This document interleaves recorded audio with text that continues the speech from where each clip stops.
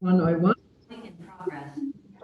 And welcome everybody to the chambers, guest speakers, staff, and members that are or anybody on the live stream. There are 6 currently. So with that, we will move straight into the karakia. Kia hora te marino, kia whakapapa paunami te rā, ki hura hai matato I te rangi nei, auha atu, auha mai, tātou I a tātou katoa, haumi e hui e tātou. Thank you. We have no apologies today, so with that we will move on to the declarations of interest. As you're all aware, it's circulated via Teams, so keep an eye on that, update it as required, please. Urgent items not on the agenda, there is nothing there, so we will move straight on to minutes of meetings. The previous minutes meeting in 23rd of March, which were circulated via Teams. I can have somebody please move in second and resolve that the minutes of the Westland Council meeting held on 23rd of March be confirmed as true and correct record of the meeting, please. Thank you, Councillor Peake, Councillor Dobbs, thank you very much. We'll have with that. Okay. And I approve that my digital signature be able to confirm meeting minutes being the 23rd of March. So with that, we will move straight on to the action list, which Simon will now run through. Thank you, Simon.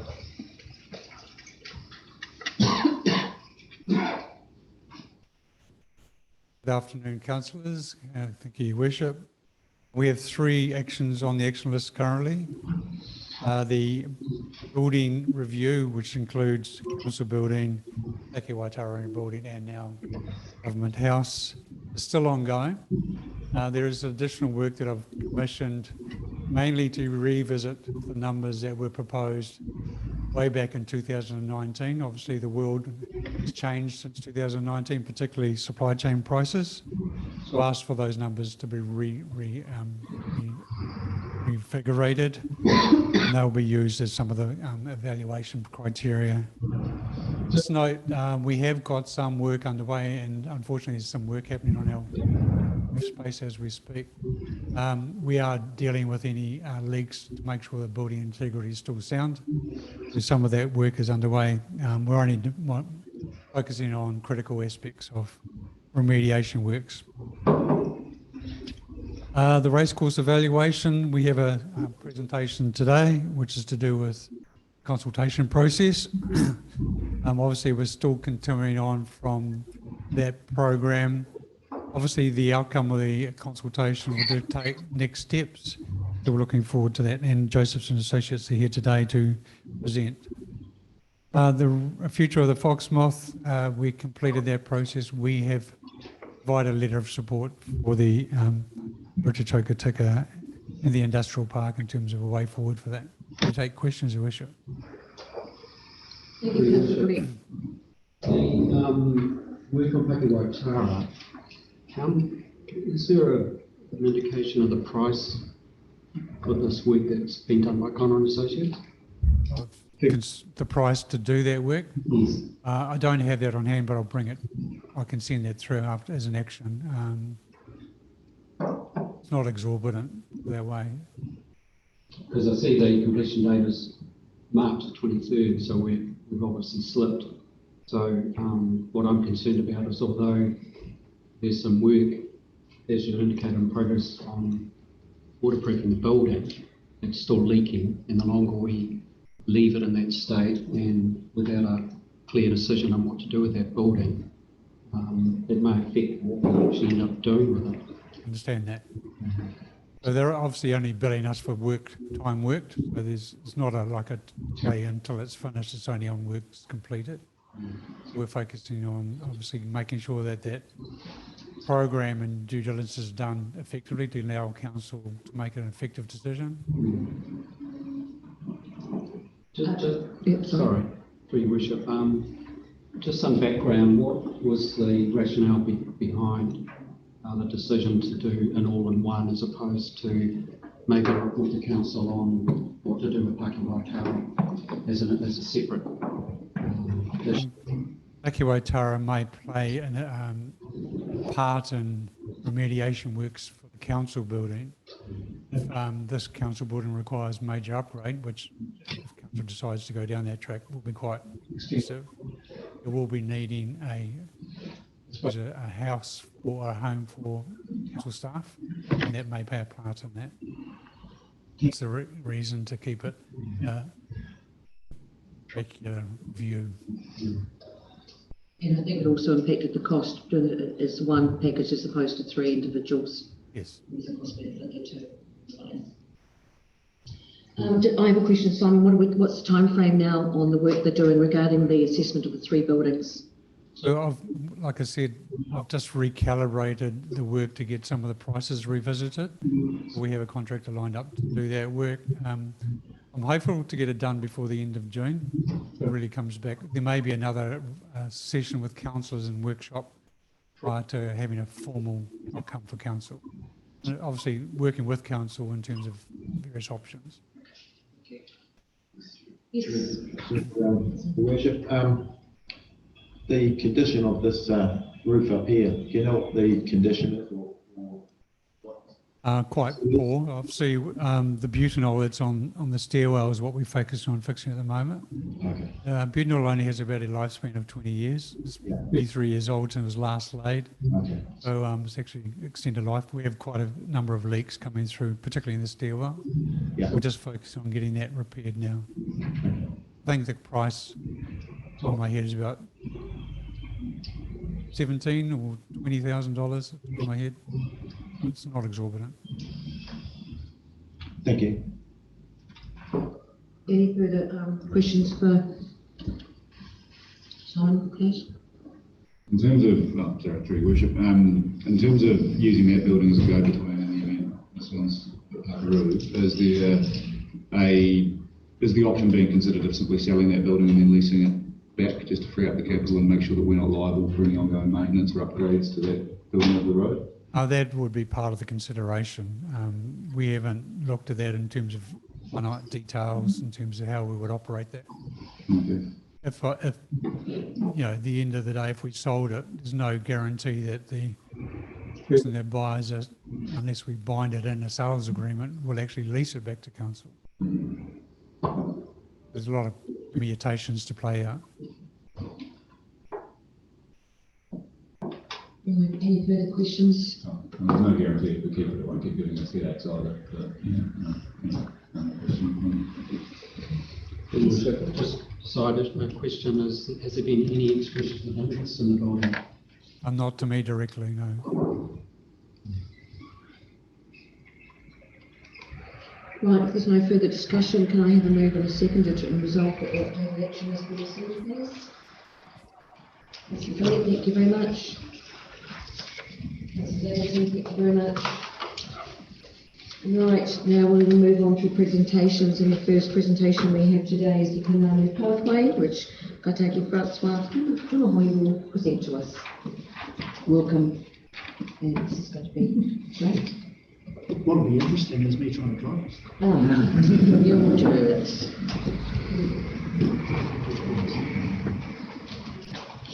Don't you start.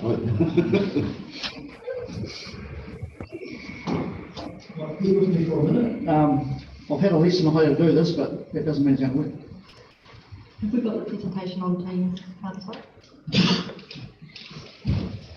Apparently I am going to share my screen. Where's it going to come up over there?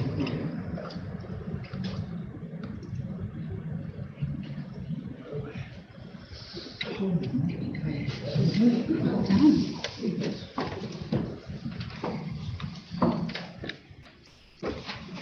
Can you turn that? Okay. Oh, please. Thank you. So, good everybody. You'll all be aware of the pathway. project through Te Arapaunga. Sorry, could you hold the microphone? Yes, sorry. Michael's right there. Yeah. So you'll all be aware of the Pounamu Pathway project, and this is basically an update of where we are today. So you're also, you know, we've managed to get better on board, which is a big coup in itself. So this changed the whole dynamics of this project working with them guys. So just recapping, so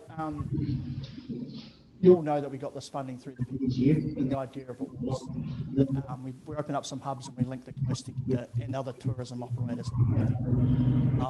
Basically using the hubs as a networking space for them when they're there, but then also get as much tourism operators out there and feed them out from the hubs. Also located up and down the coast, you'll see there's Powhenua. So the idea there is there's some significant sites in Ngāi Tahu, which have currently some of them already have Powhenua on, others that don't have in the short to medium term. And the idea with them is to align it with the digital program as well. So you'll know about the apps on, so it's about not only having the experience in the hub and distributing people out to the tourism opportunities, but also distributing them out to the digital pathway through technology and digital stuff on your phone.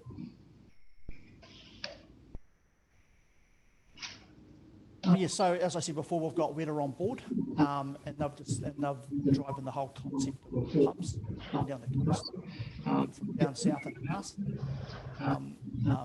with the Kingdom to for the Pounamu,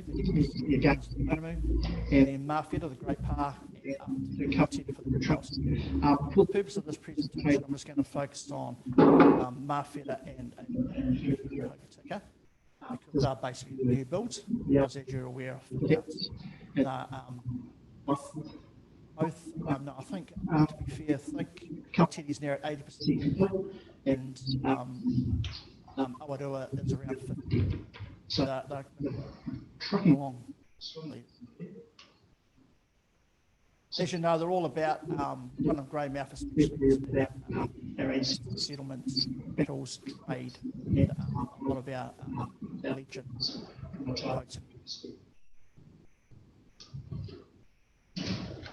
Mawhera sites are based on the Great Pa, the original Pa site in Greymouth, which is Rivington's, the back end of the part where currently Rivington's our new building up there.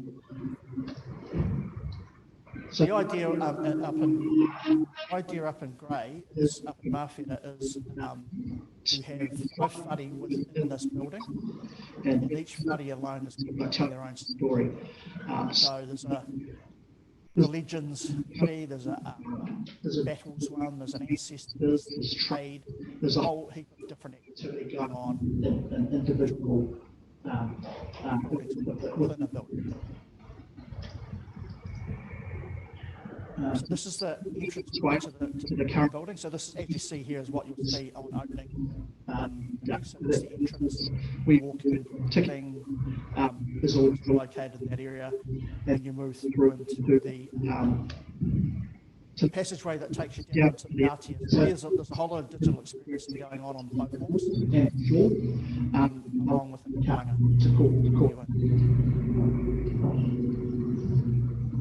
And then that opens up into the RTS. So this space is deliberately quite large, and it's I guess it's to open up opportunities in there as well, host functions, to use that space in other ways for means as well, not just limited to the tourism space that currently we've got set up. So the idea is you could have corporate functions and stuff like that in the evenings.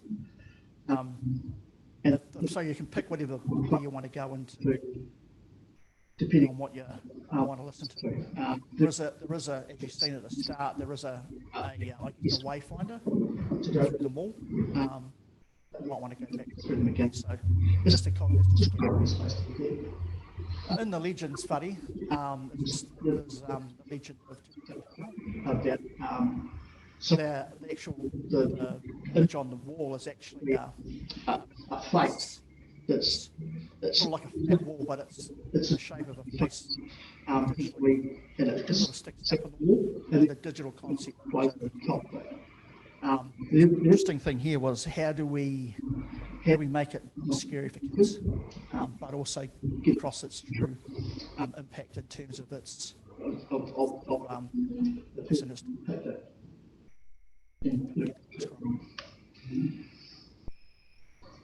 There's some more ideas in terms of depending on what story has been told to change the face as well. Then there's the ancestor funny, another funny within the building. This one here is based on Turu. So Chief Turu. So this is I don't know if you would have seen, those of you have seen the Anzac Gallipoli experience, and so this model is that scale, quite large.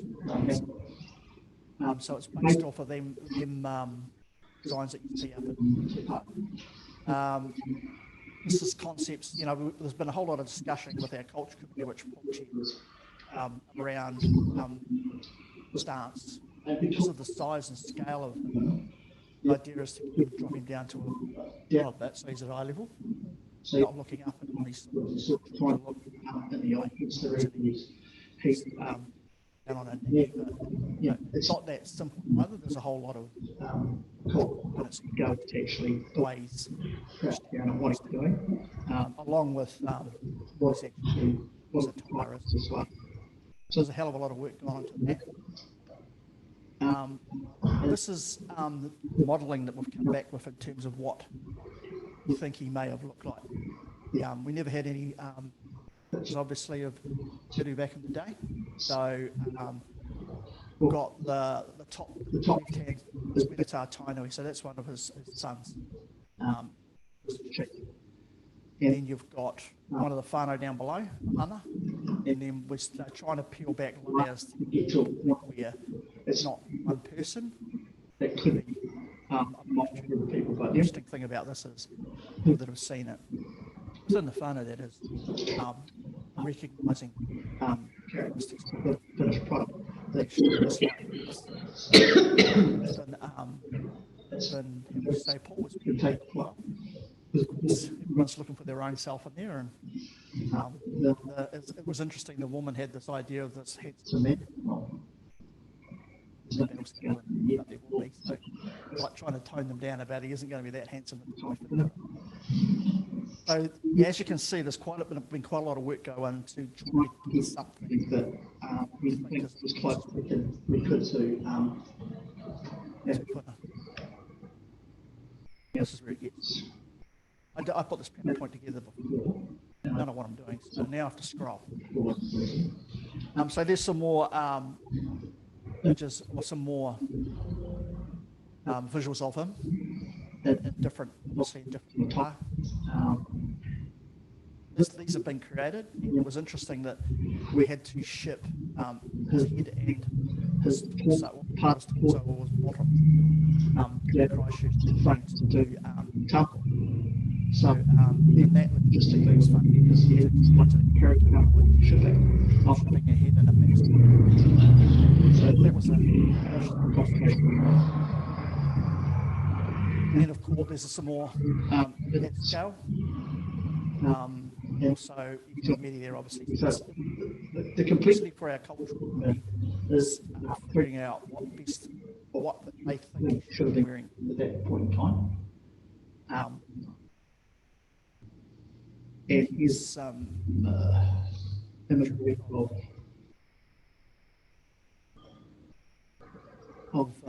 some of the stuff that they want to tie him with. I'm not too sure where he's at with that, Paul, but the idea, I think, is to recognize some of these pieces that are actually in museums. So to replicate them and do them with this stuff here. And then, of course, the idea is that he comes out looking as real as possible, looking like right down to the hair follicle detail in the scale.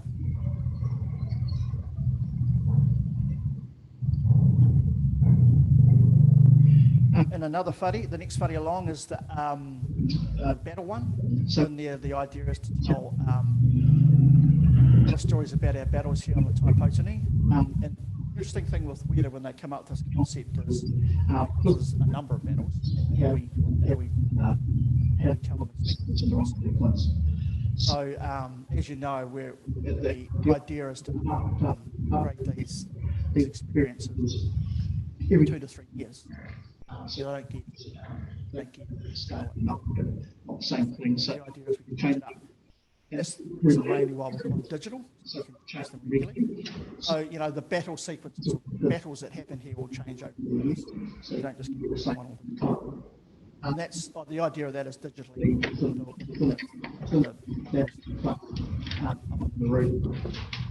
Again, it's all about atmosphere, you know, sound, smell, senses, and that kind of stuff.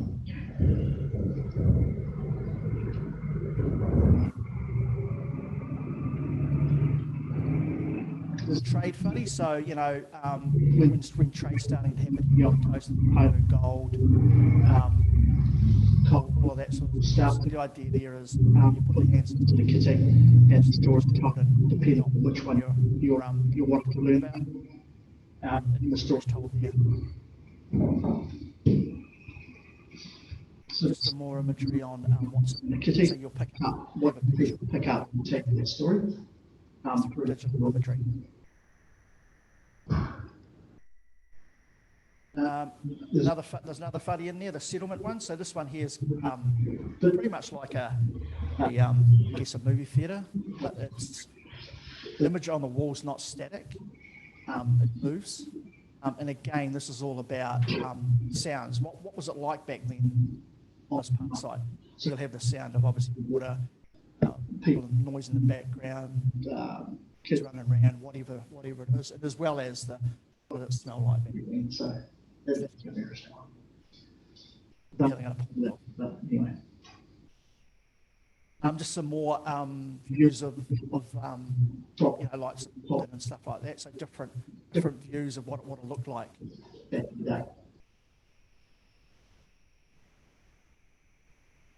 there's a new beginnings whare. So you know, we have landed pretty much now. So we'll come through today. What's happening in the community? You know, what's happening in the cold and all of that stuff, and how moves to the community today.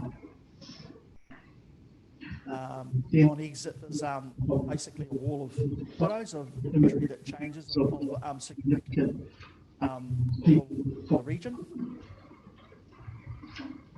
And you're out of the building into the retail space. And hopefully they bring some money. So that's grey. That's mafia. I'll just run you quickly through. This is the build that's underway. So this is going to happen quite quickly. As of yesterday, we went unconditional on that land behind here. So we've doubled the footprint now, which will see us pull that building down this year and start developing the new one. So that's currently being developed by the same architects and project manager as Greater. So they know the space, they know what we're doing. We're working with Wera on this video. So this is the conceptual idea for it's based on Potomo, obviously, therefore it's sort of taken the shape of a river. The way it flows and the different stories that are told as you're moving up and down the hour. There is, you know, the interactive spaces, again, similar to Grey in terms of obviously differently. The stories of Pomu, there'll also be there'll also be these models, these sculptures are super expensive. So the budget didn't stretch far enough for us to get a tokening model and hope to check out.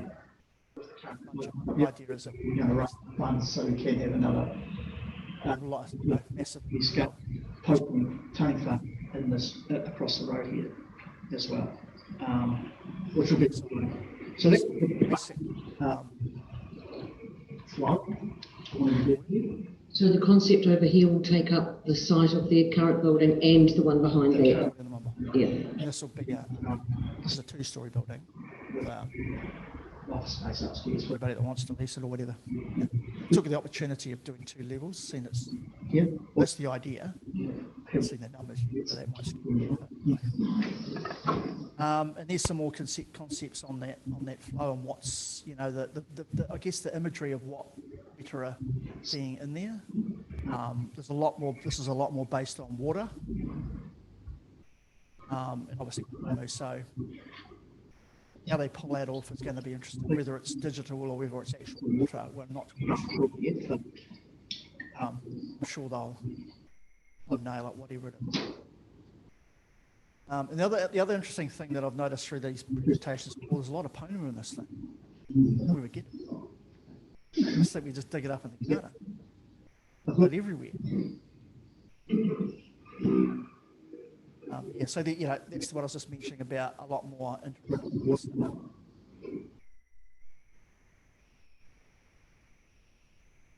So this is quite exciting. It's gone quicker than it's coming around quicker than we expected, which is good for us. So I'll just get to the end and I'll just give you a quick brief on where we're at the moment. So there's also inside the whereas inside this one across the road is the idea of a table that's the shape of a river and you touch it, it tells you different stories from around the region on what's happening in these places.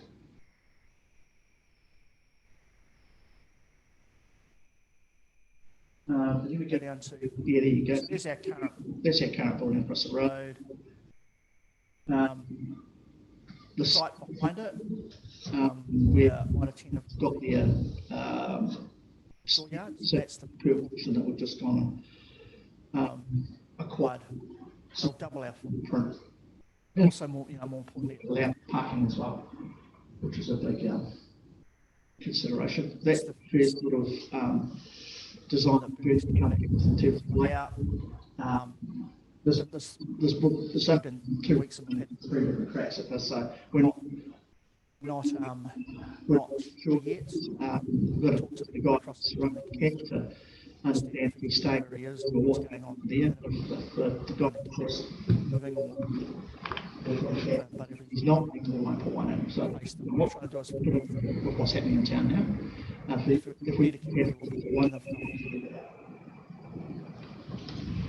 And just some conceptual building. So we can also run down on the bottom left-hand corner.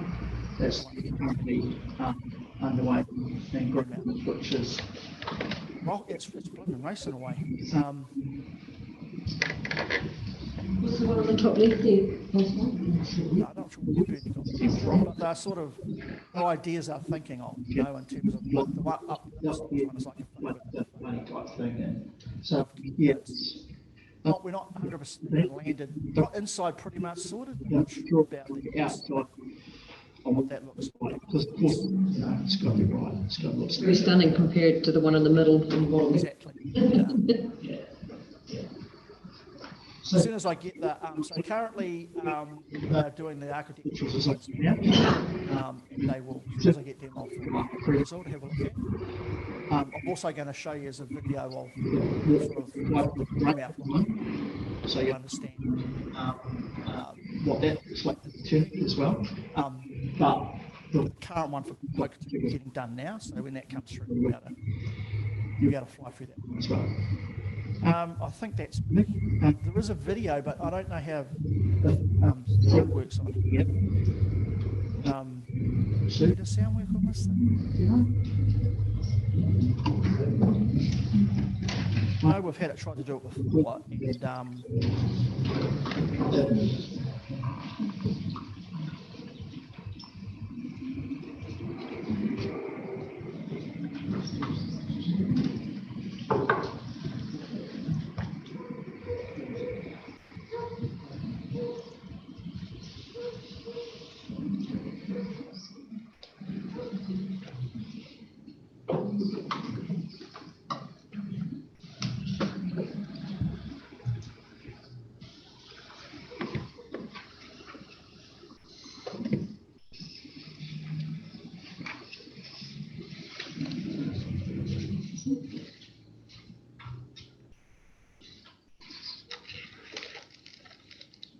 Yeah,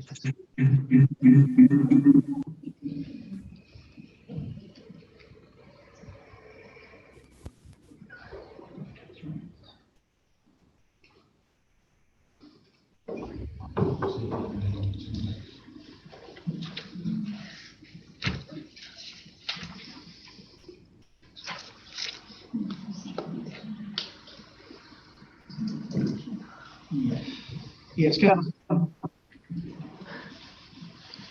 sorry, it's going to be a bit of a mission to play that. You can have a look at it later on if you like, because what happens is that you'll see the video, but you won't see it, you won't hear the sound. So there's not much. You can share that photo, we'll put it on. So,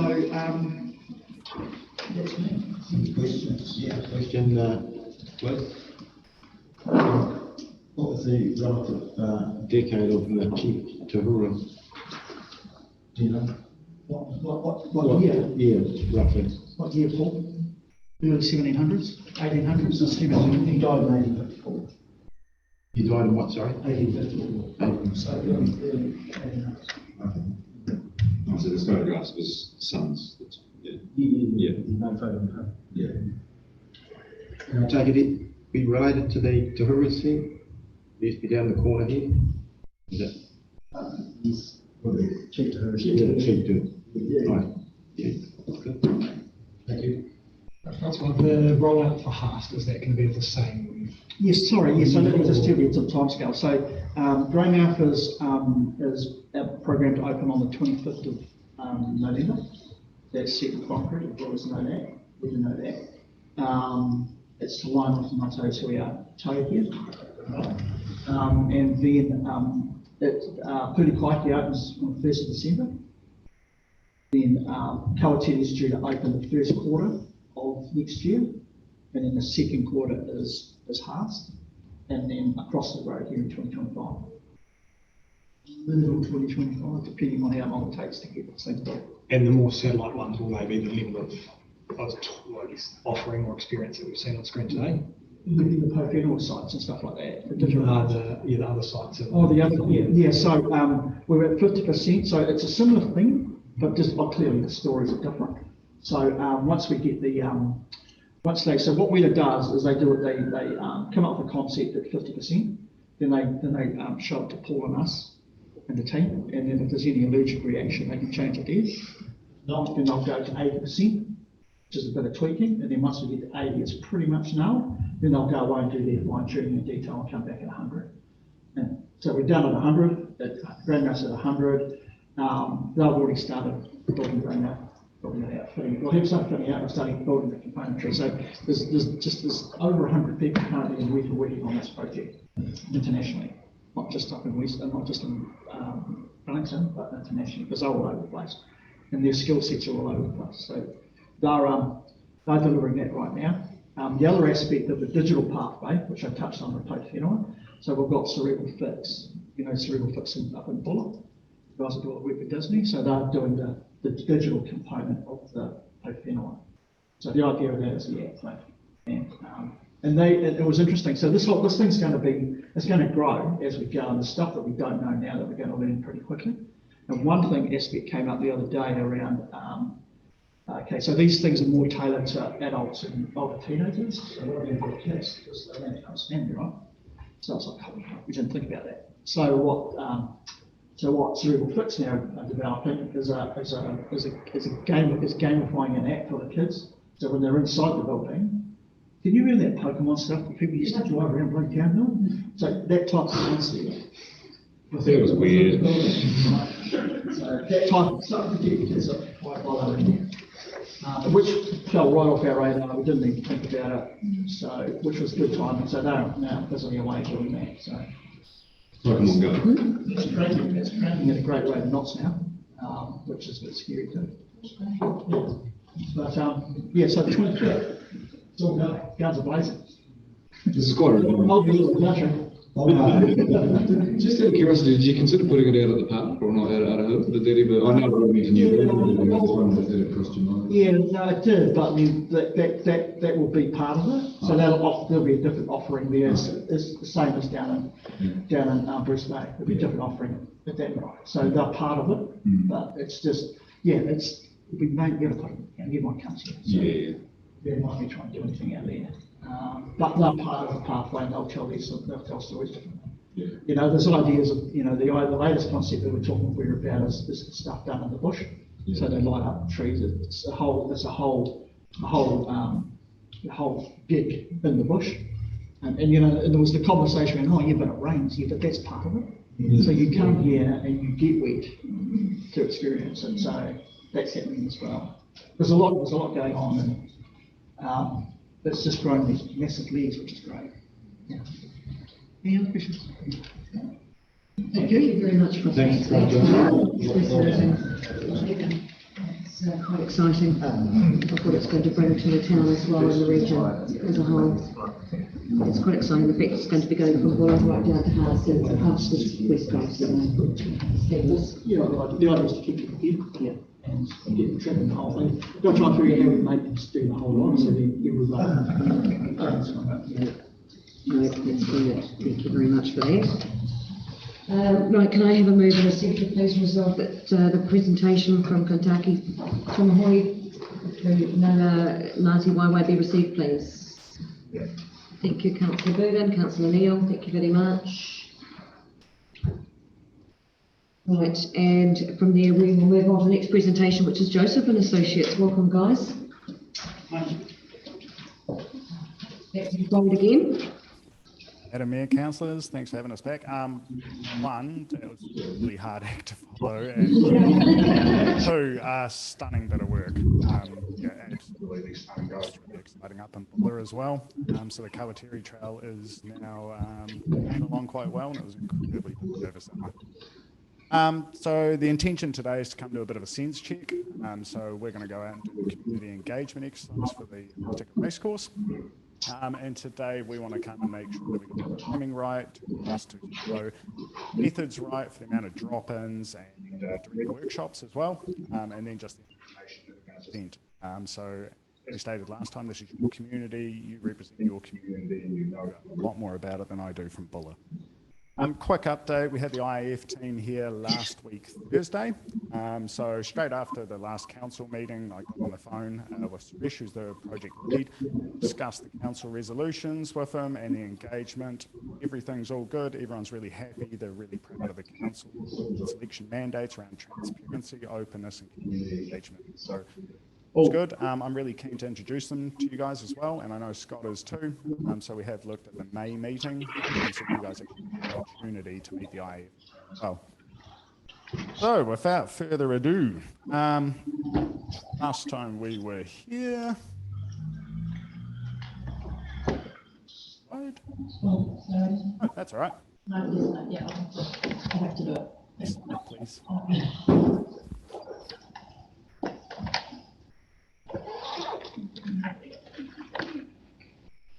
Next slide's not very interesting. Anyway, background, and that was just going over the resolution from council last time for us to go out and do the community engagement plan. It's all good. So the team that's going to be working on this will be Jason and myself. So we've both been working on the project now for a good sort of 7-8 months. And the intention behind that, and bringing in Rachel Leach, who's a subject matter expert in community engagement, is that every time that I've participated in an engagement, always good to have the project team there, to not be running it, and you're not trying to convince people of something, but people have questions, they need responses. Having the project group on site to be able to talk and discuss is always really, really powerful, rather than having an independent come in and run it without the background knowledge to the project. So Rachel is online somewhere. She's got 20 years of experience, so yeah, certainly knows the space. Jason's worked with her extensively in the past as well. Thought we'd do a really, next slide please, and after that. So quick overview, it's really exciting that this is the first time we're presenting in a public forum as well.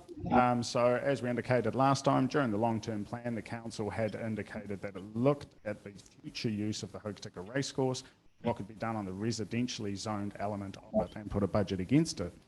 The zoning has been there for an incredibly long time for the residential section. It wasn't 1990 as we'd previously gone through. It was actually in some of the original town designs, which Jason will speak to later. Then the IAF process, as we discussed last time, the contestable infrastructure fund for enabling growth. So we put a couple of pictures up. The one on the bottom right there is a concept that was drawn up in 2010 for the particular racecourse. Certainly been an idea that's been around.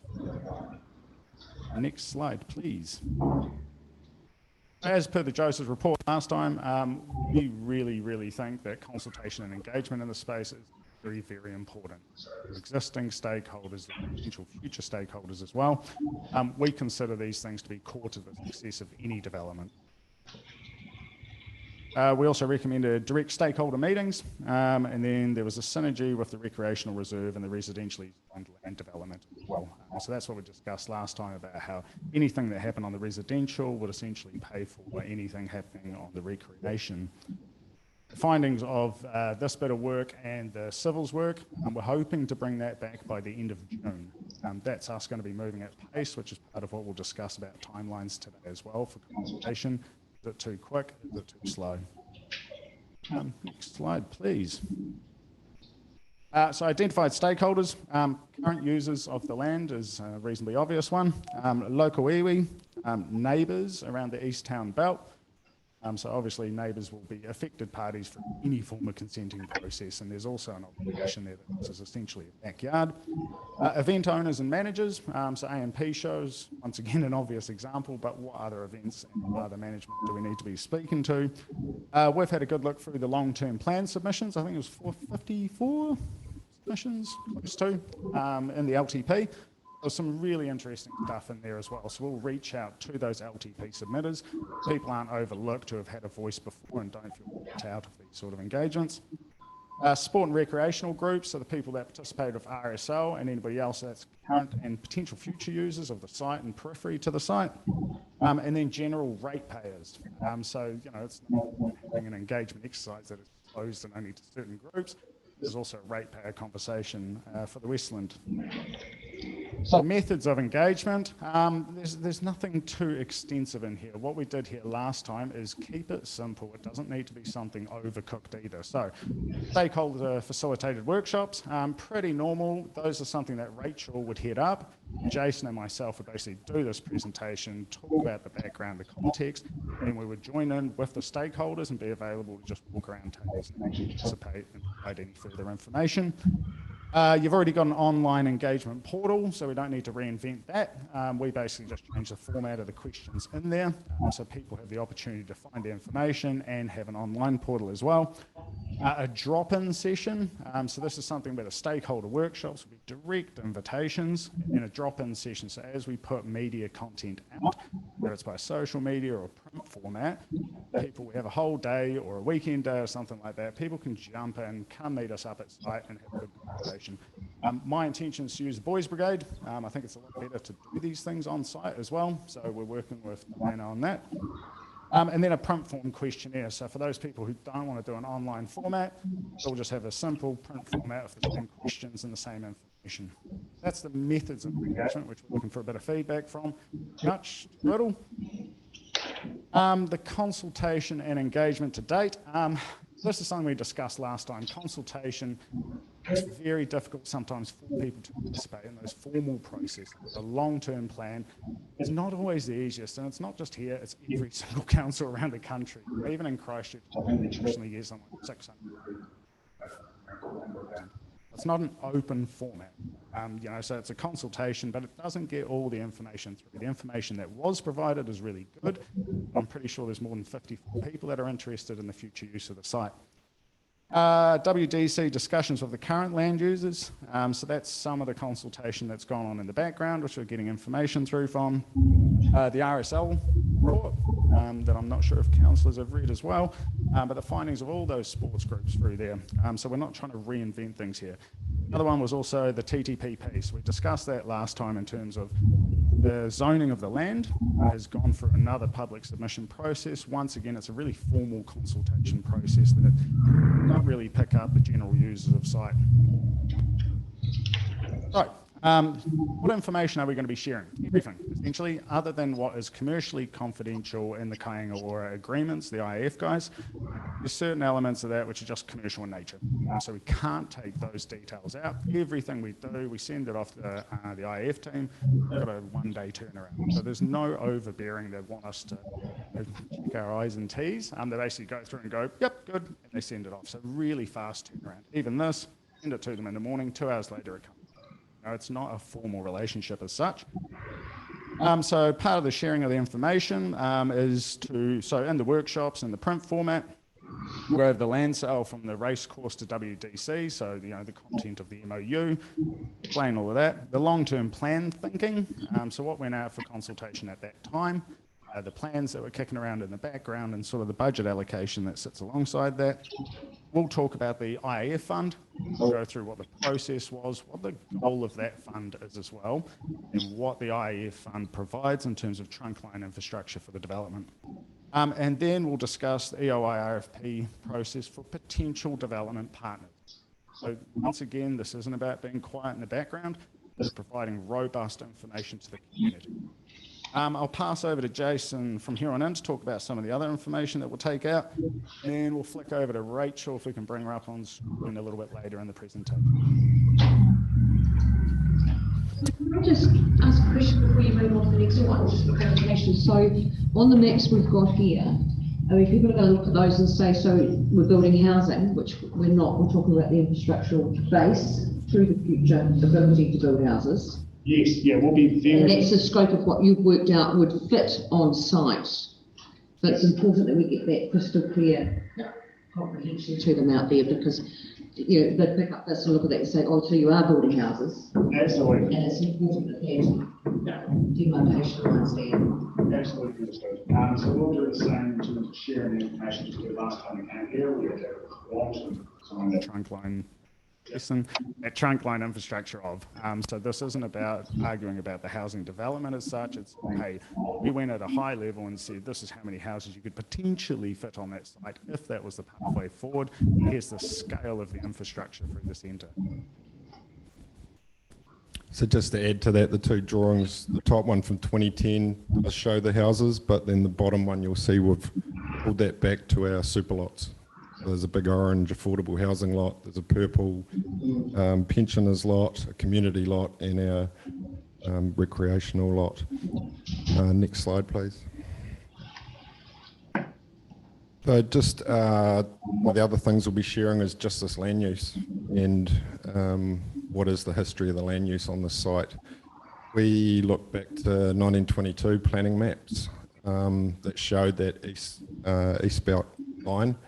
If we actually look further back, the map of 1866 of Hokitika, as you'll see the top right, I've overlaid the racecourse footprint, very clearly demarks that residential recreation line. And there's a lovely speech from the Town Hall 1922.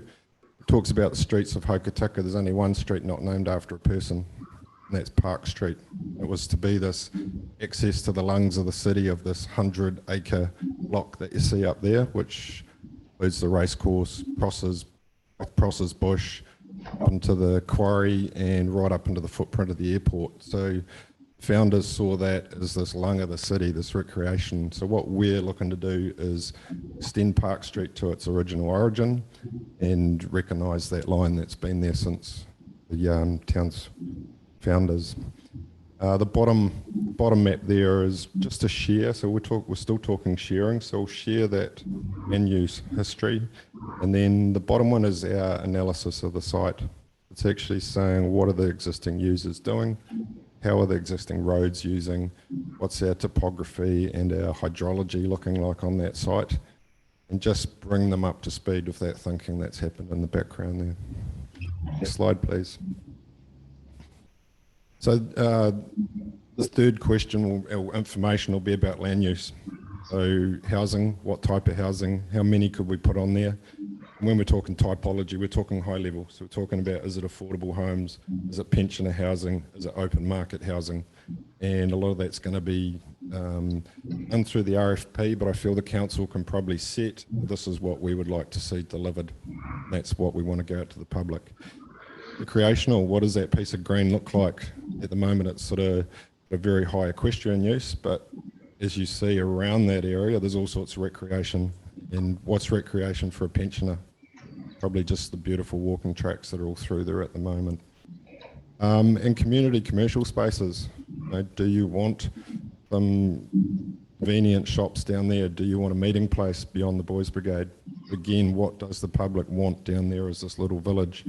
And linkages. How do we fit in with the city? How do we fit in with the rail trail, Canary, airport, etc.? Next slide, please. So we also want to share a bit of future vision with our future vision. A lot of it isn't bright. Current statistical forecast says we've got an ageing and a declining population. So what does this future like? Are you going to follow that curve, or are we going to look to try and bend that curve and supply housing for young people? I just put this image in here of centering on this old intersection of Park Street and the Recreation Reserve, and just what's included in this 1.2k circle. I watched online the other week when you had Dr. Rod Tolley here. I really enjoyed his talk about the slow city, about this pedestrian, walking, connected city, and I think it's just sitting there waiting for it.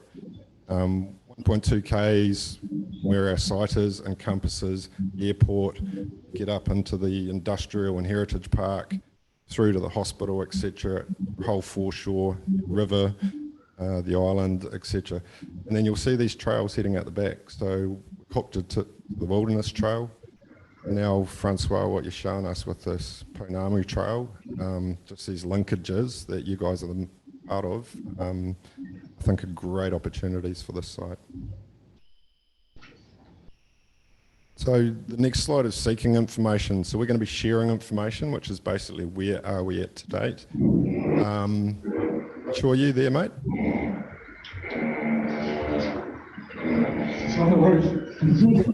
I might have to talk quick. I am here, yes. You are, mate. Good, good. Yes. Just the seeking information, these points are pretty much what we've pulled out of the obligations of the MOU, requests during the LTP, and also the work that we've been doing with you. So the first big question is, what is this balance of residential and recreation? What does that look like? Have we got the line right? And what does that feel like? Second one is the extension of this historic park road to this town belt east. And how important is that? What does that intersection look like? Is it a monument on a roundabout, or is it just a stop sign? Or what does that look like? So get people to tell us what that, and is that road a 30k road like Dr. Tolley said? Is it a small road, or is it a big wide road to get thousands of people in and out of the AMP show? There's some real questions around transport on this extension. Utilisation, integration of existing assets. So we've got the Boys Brigade building to look at. Part of the MOU says we have to consult on the use of all the other buildings, so we'll be sharing that information. But also the asset of the land, walking tracks and everything around it. And the types of residential dwellings, as I said before.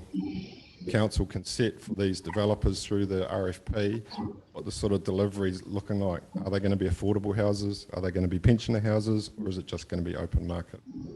So again, some consultation on that. Next slide, please. And again, this question of the future vision for Hokitika. Do we change the forecast of this declining, being older population? 100 affordable housing, what sort of people is that going to attract? Young, working, assets you've got here, the cycleways, the beaches, the walkways, opportunities, the great attractions. But yeah, we see this proposed development as an opportunity to retain your population, to attract population as well. Call to engage. Rachel, do you want to speak to this slide? Yes, do you want my face as well?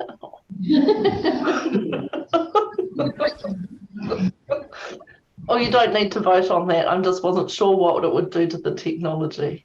Here I am. Hello, everyone. So, as Paul and Jason have said, that they are the subject matter experts. I have come up to speed to a certain level with the project and and also some of the thoughts that stakeholders and previous people that have been engaged with are thinking. So we're formulating how the workshops and interactions will work, but what they have described as the overarching. So the call to engage, we need to make sure that people know that we are undertaking these activities. So fortunately, we do have a small database of individuals that we've already spoken with, so we can invite them in a direct manner. And we will also be utilising the council website and with Emma Ray's assistance and social media channels, and we'll take out a full page newspaper advertisement as well. And there is, next slide, please. For the previous slide, there's also the opportunity to do some media coverage as well. So that would be most likely talking with the mayor, but assuring the media release about the importance of engagement with the community. And this is an opportunity for them to have a say. Next slide, please. So post-engagement, we will provide a written report. So that's the findings of what people have said within our workshops, and that will be done, that information will be gathered through conversation. I also get people to write things down on poster paper, collate all of that information, and then look for themes and commonalities, so you don't need to read through every single line item that has been recorded.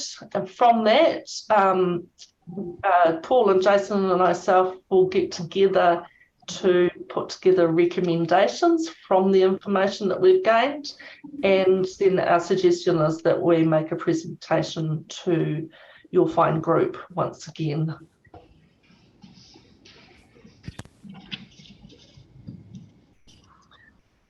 Paul, were you going to go through this? I'm happy to. It's I got it, Rachel, good.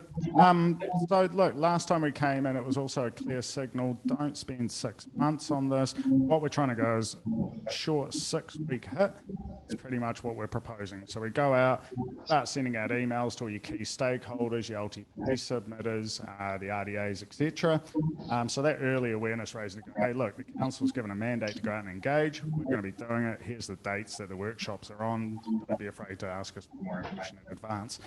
Social media at the same time, so essentially beating that drum, making sure that the people who want to engage in the process are well aware that it's coming up.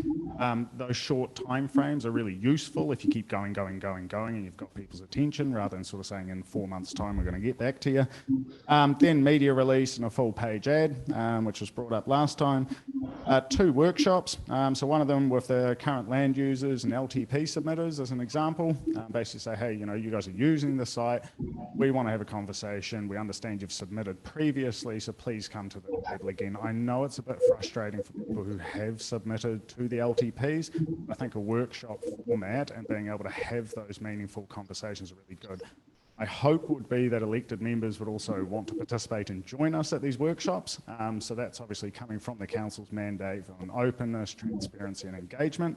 So certainly, having you guys there would be great.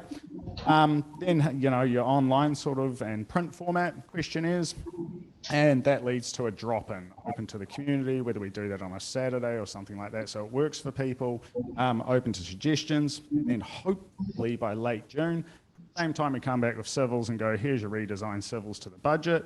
We come back with the engagement findings. So that's the goal. It's a pretty short timeline. It seems like a long time, but by the time you kind of get your graphic design done and get underway, it's pretty tight. So have we got the content correct? Is the timeline, the scale of it, activities, is that what works for the community here or the stakeholders? Any key questions or concerns? Excellent, guys. Thank you very much. Questions? Yes, Where do you get the key stakeholders from? Like, in other words, who finds you with the key stakeholders? So we've been trying to suck in as much data in the last 6 months as possible.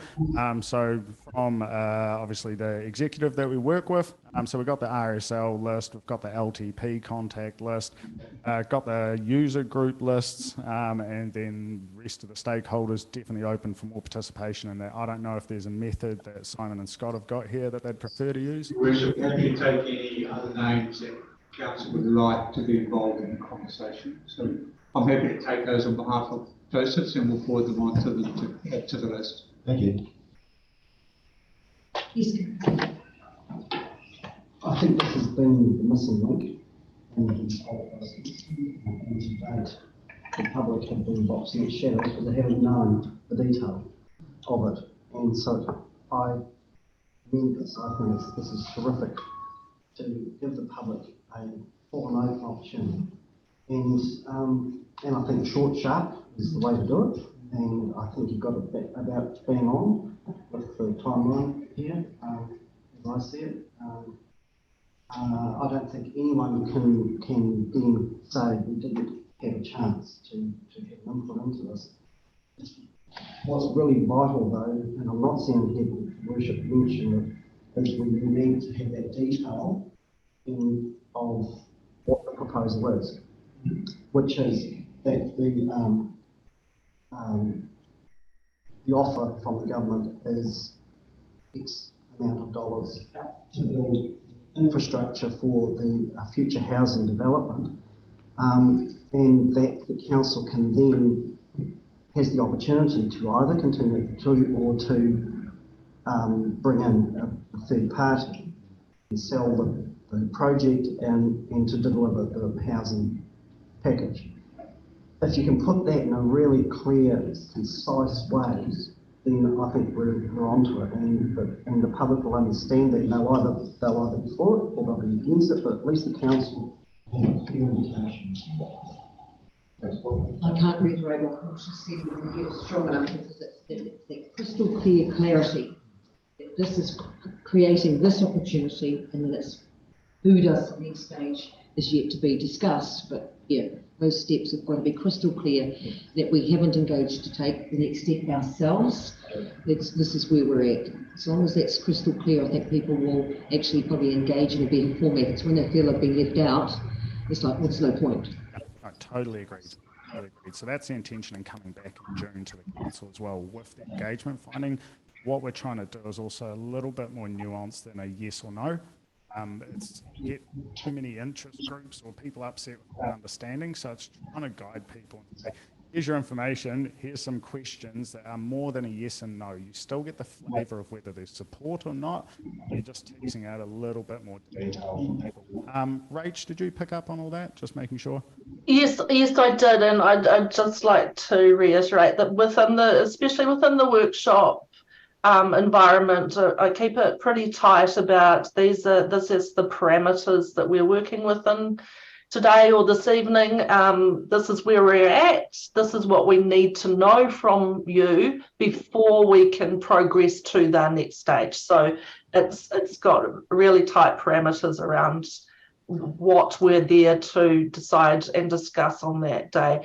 We do, from previous experience, there will be people that come along with historic chips on their shoulder, for want of a better term, that we don't ignore those completely. We acknowledge them, but we also park them and say that that's not the appropriate forum necessarily, because this is what we're here to talk about today. So one of my questions is, I'm assuming people want to have evening meetings for stakeholder workshops and weekend for drop-in as a ballpark guess.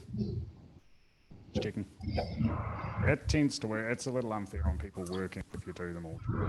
So, checking. If there's a need from affected parties and stakeholders to have daytime ones, I mean, I myself can make myself available, and there may be one or two councillors that can at different times. Perfect. Yeah, so for efficiencies and cost as well, I'll probably take a couple of days off Bulla to come down, and we'll run the 2 nights after each other, but I'll be here the whole day the next day as well. If people want face-to-face or one-on-ones, it's not a problem. Yeah, it is about being open about this.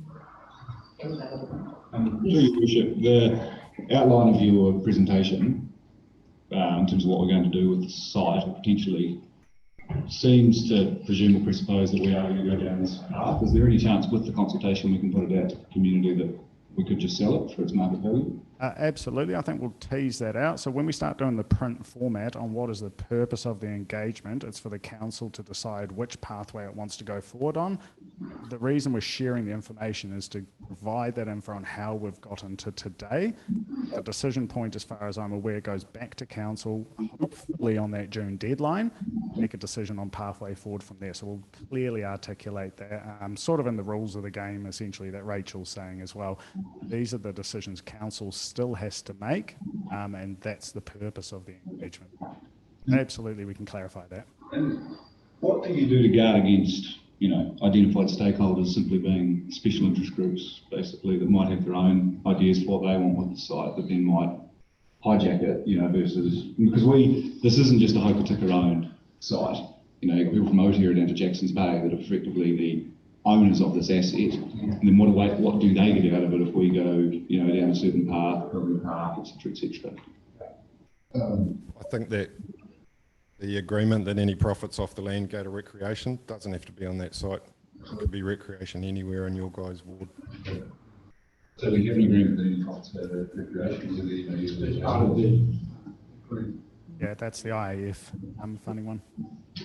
Can I just ask Scott, as far as this process that we're taking now, Kai Hora being the funders for the money that's there, they're happy process we're taking?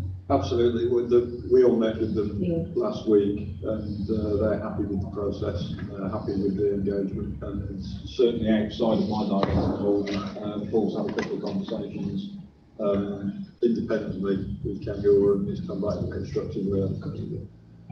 So that's one of the reasons I'd really like the IAF team to connect directly with you as well, because at the moment you're hearing from them through me, and I think that relationship between yourselves and the IAF team is something to definitely brew that direct line of communication as well, just so you can understand from them that it's not just me saying they're happy with this, but it's getting that double thumbs up, which is one of the concerns raised last time we were here. And Councillor Mudgett, he said as well, I'd be surprised if the Crown stood in the way of meaningful engagement with communities. That's certainly the case. Thank you very much. Any further questions? Yes. Your Worship, just clarification. Have we announced publicly what we discussed in terms of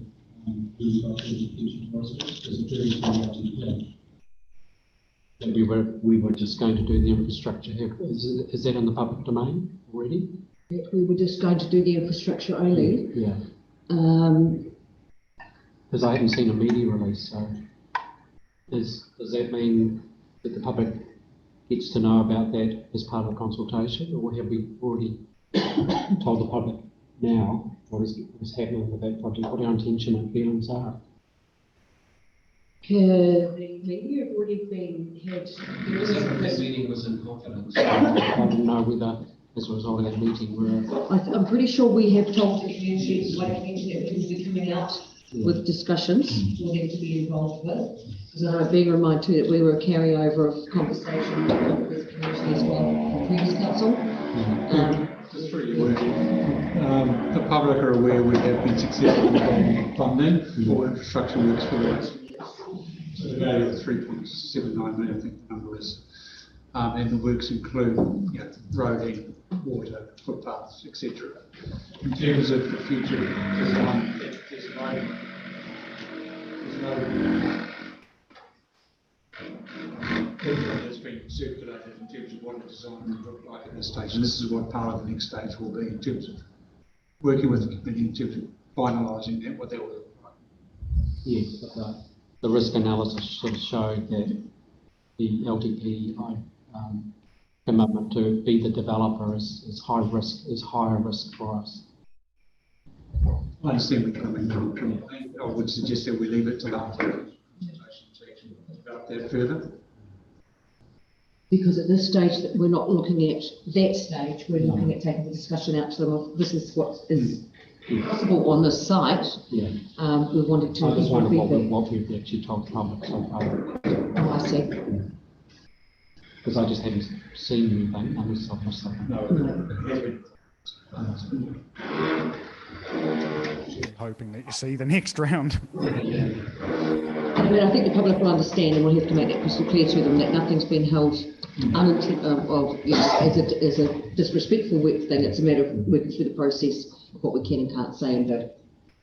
And this is the time to be transparent now in a complete open manner. I think it's brilliant. Thank you. Actually, we held that confidentiality by the common law. Yes, we were quite right there. Very correct there. Just through worship again, obviously, once we get to a point where we have the agenda pretty well established for the workshops, we'll get that pre-approved for claim law so they're happy with the content that's been shared.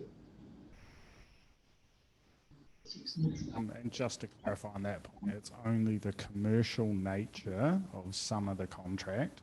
It is not about the overall intentions of site, and it certainly isn't the AAF team looking to control the community engagement poke ticket.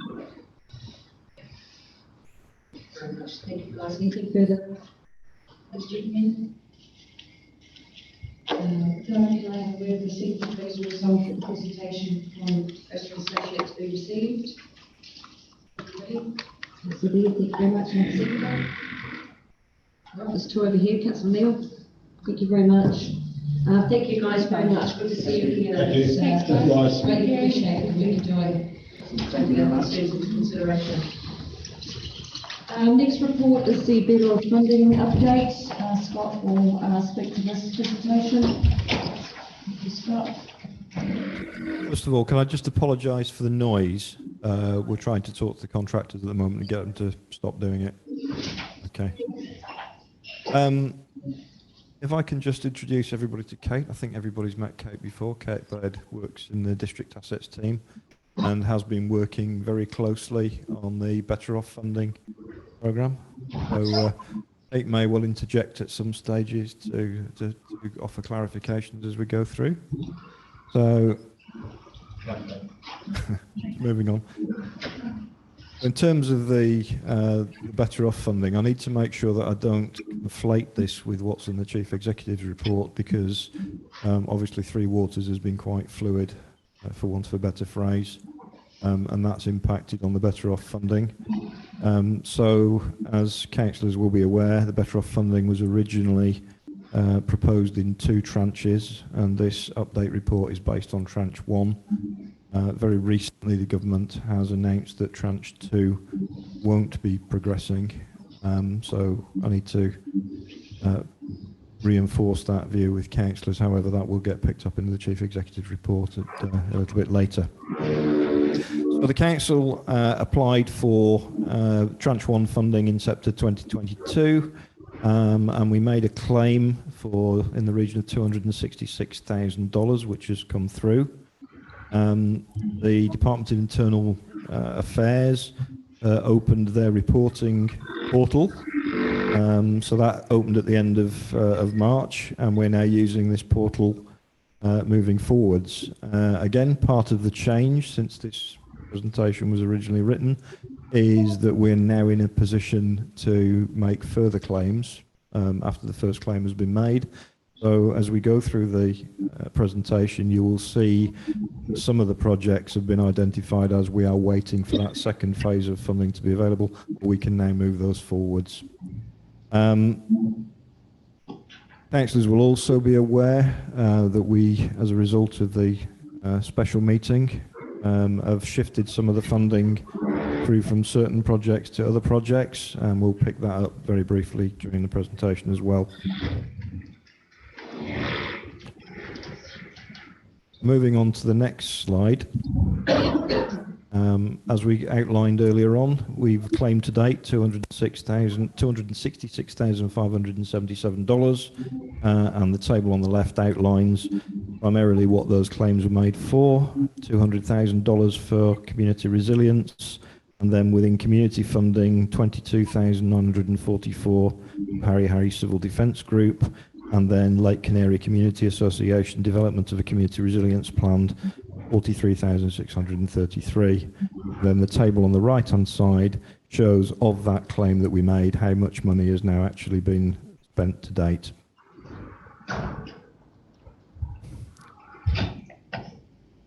This table highlights project status.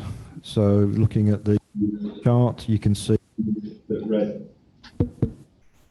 red denotes projects that haven't started, yellow are projects that have been begun, and green are projects that are complete. As yet, there are not any projects that are complete, but there are a number that have started.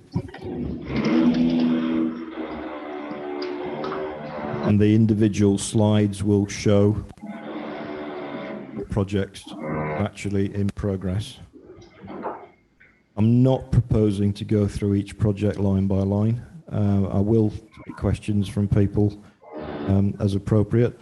I think the two areas that require further outlining, one is township development project has effectively been used to fund the Okotika swimming pool development, and then some of the community hall project has been used to fund the additional Carnegie works. I am more than happy to take questions.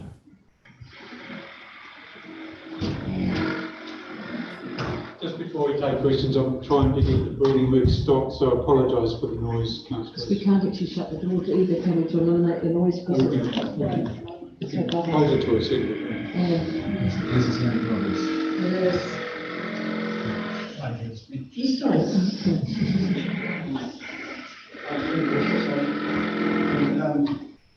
Apart from the diversion of funds for my question is everything else that was allocated still. Yeah. Well, I think it's all in one piece done. It's all on track. Halfway. Can I just get clarification? The Cockatoo Hall upgrade says it hasn't started, but Councillor Burton, you believe it has? Different hall. Okay, Kawhirangi. So that's down here too, at the bottom of that page. It hasn't started, but you believe it has? Oh, I had some questions when we were reallocating money about that project. I know the funding was a top up to their lotteries funding. Right. And I did ask someone if they'd been, we reallocated more or less all of their funding. I think we left them about 10 grand maybe. Right. And my question was, I think we're well into that project, if not nearly finished. I wasn't sure if reallocating the money was going to affect the project. Yeah, as far as I'm aware, we did reallocate a significant amount of their project, and we knew that their project had already begun. It seems like our internal PM is in communication with them in regards to how much more money that they needed to finish and what they were using to co-fund, I think, the lotteries. But I think he's well in communication with them, and the communication is pretty clear. We can come back to that, give you the detail. Thank you. Yeah, because I think it's important that the communications are crystal clear between chiefs and us and yourselves and things, so that we don't give the wrong information out or indication out.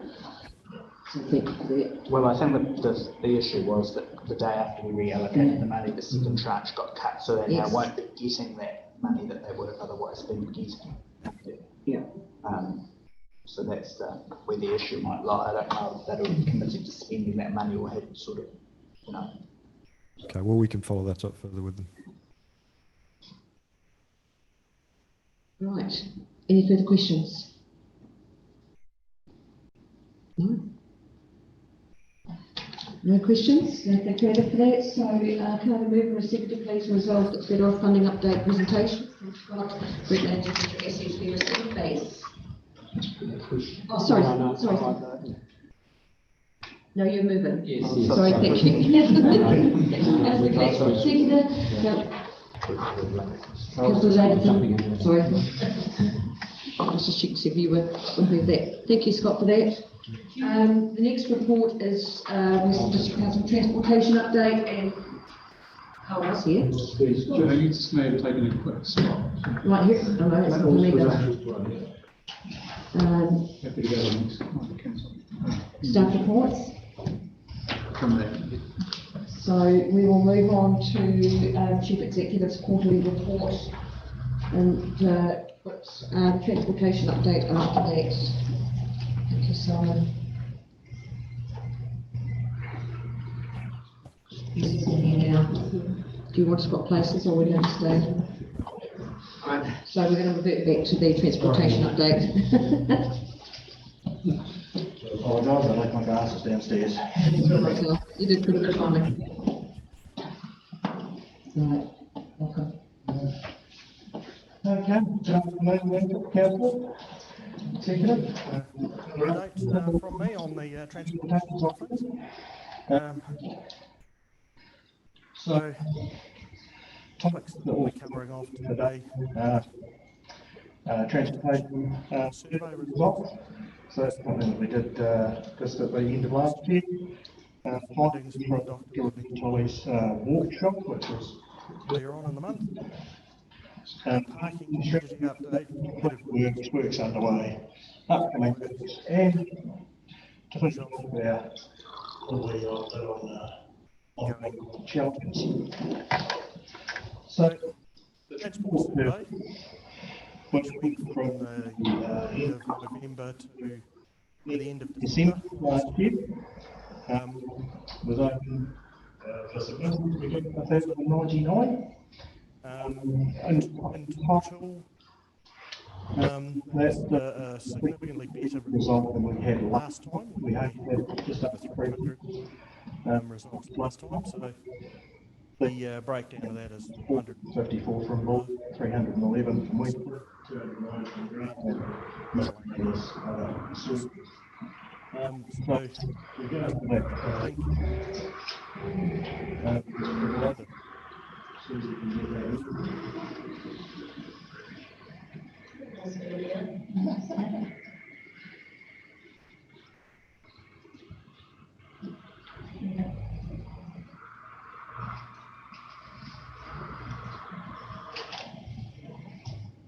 So what we have here that follows up is an enhanced version of the feedback that we've received.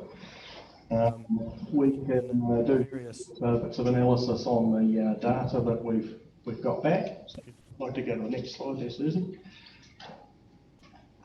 Looking at the graphics. If you'd like to select Westland, one of those.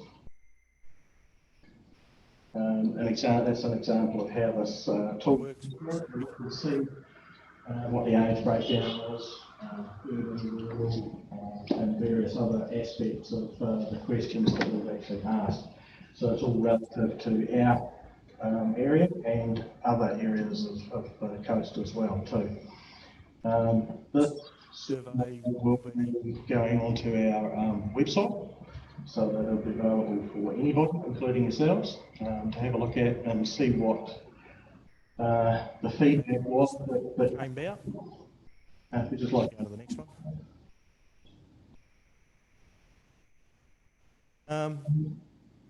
So there was a series of questions. We won't go into too much detail. It was really sort of an opportunity to showcase things and get you introduced to how it works.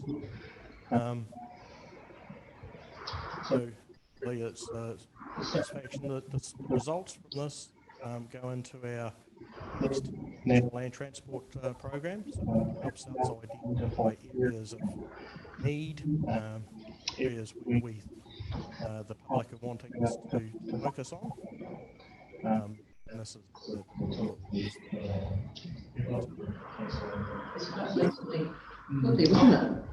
there's a lot of information in there. We can spend all afternoon on it, but for that. So. From the Dr. Rodney Tully workshop earlier this month, there was a evening that he presented to, and there's video for that on our website here. Some of the general comments that he had was that our 30k CBD, good, likes that. It's becoming more popular and more useful around the country. Recently, Wellington City have released their speed management plan, and they're talking about so there's a way forward. So the other comments, the Revel Street revitalisation area, perhaps we could do a show in some places. That's just some of the general feedback. Good to see that other businesses are interested in the outdoor seating. And that's something that we need to develop a bit more procedure. There's more that we could be doing to encourage children to walk to school. We just spent a bit of time looking at St Mary's School during pick up time. Pretty much everybody gets picked up. Not many children walk or ride into school anymore. And it's something we need to be promoting, and we need to get out doing that. There is a way of doing that, and one of the ways is reducing speed limits around those. There is. That's something we are doing. But the question is, how far do we want to go? Do we want to go beyond the school? Or, that's something for more open conversation.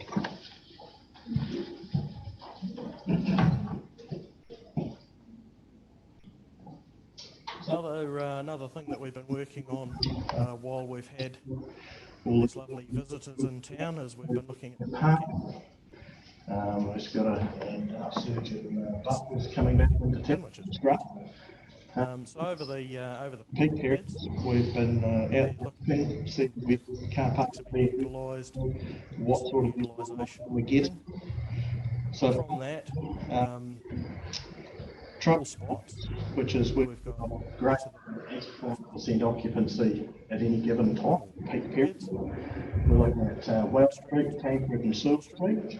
So some of those are looking at 100% occupancy for the parking, which is good that the parking's being used, but it's also bad that there's actually nothing spare.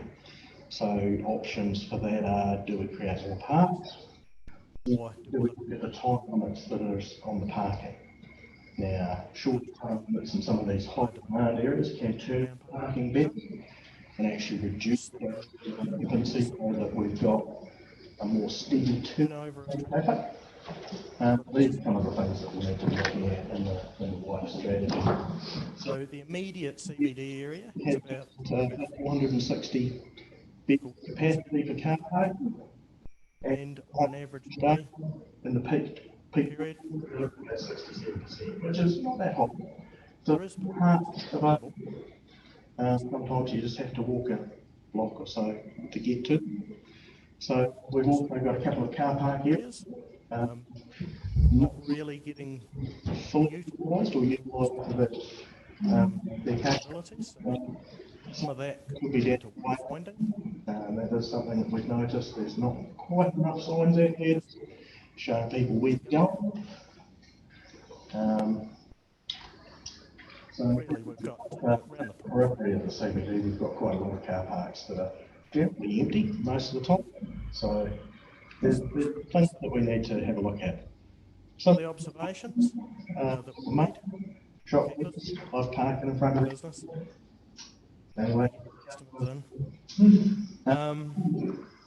There's an abundance of vehicles or car parks around the edges of the town. Camper vans and bus parkings.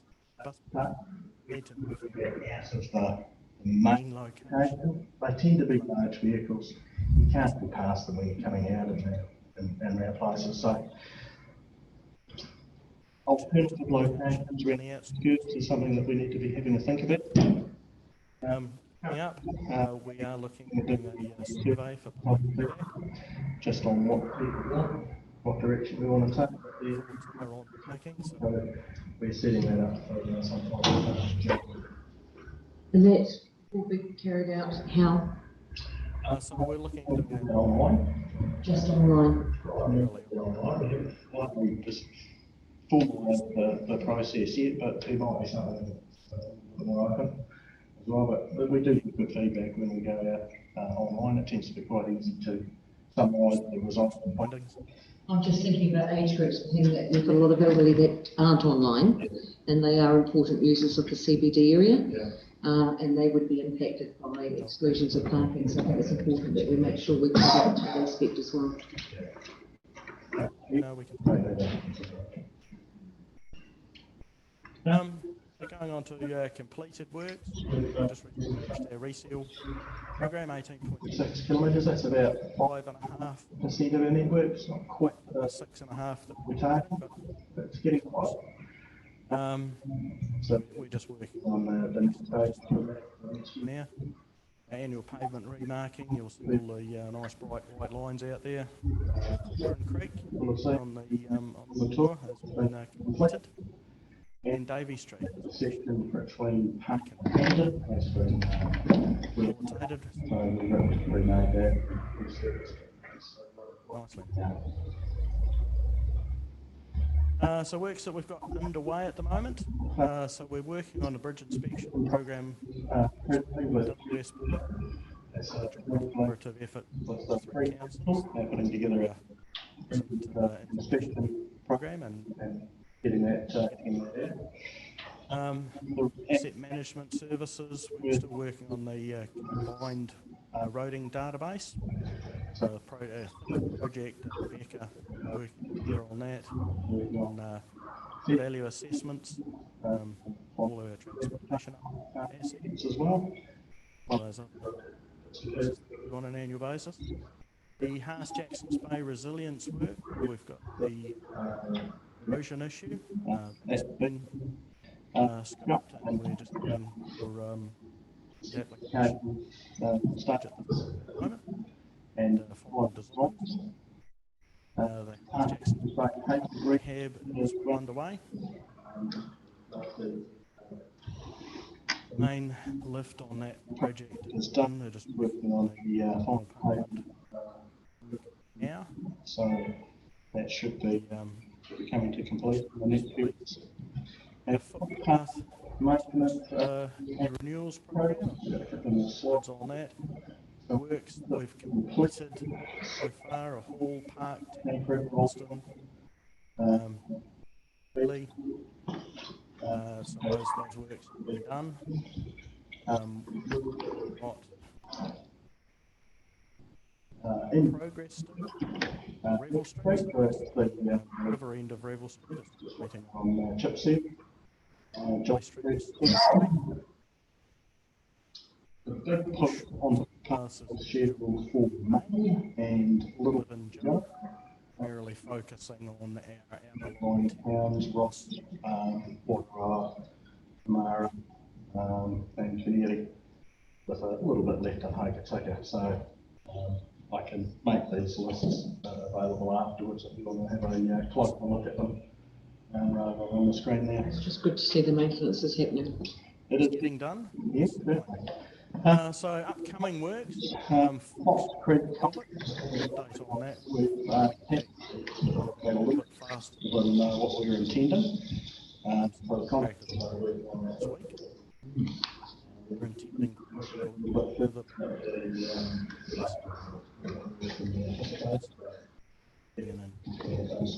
Later.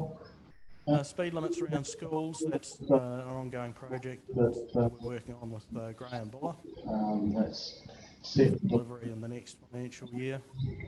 We're just putting together the reseal program for this season. Slipping investigation done and Waitara Valley Road. Passing opportunities there that we've been working on. So investigation, done the design, we're just going to put that out to contract now, see what we get back. Some of the ongoing challenges that we've had recently. One went to the media, was Allen Road, the washout there. Managed to get reinstated reasonably quickly, I think about a week. Was Workable in about 3 days. So the contractors made good progress on that. Unfortunate that it happened, but sometimes these things do happen. Tatra Valley Road on the same weather event. We were able to that reasonably quickly. I think there was a report of about 15 vehicles stuck at the other end. So to open reasonably. Forks Okarito, so this was back to the February weather event. That at this stage we have stabilised what was there. Just so we didn't lose any more of the road. And we're just in the final design phase. We're waiting on pricing now for the final solution in the pit. So pricing is early May. And we should have that well underway by March. Midtown Road, this was a little wee odd sod. It wasn't a particularly big rain event, but just one of those little things that the odd shower was reasonably intense in locations. The challenge here is that the waterway below the culvert had degraded substantially and quite quickly, which caused the culvert to start to bend. The way we lost 2 units off the end of it.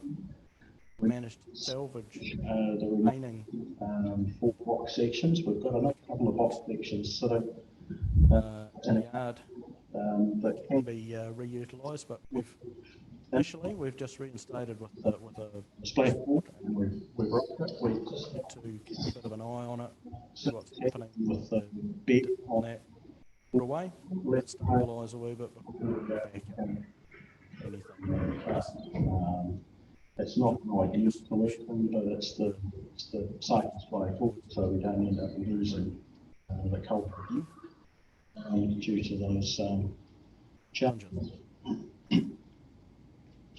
Which leads me into the final slide, something that others are already talking about and looking at really is asset retreat.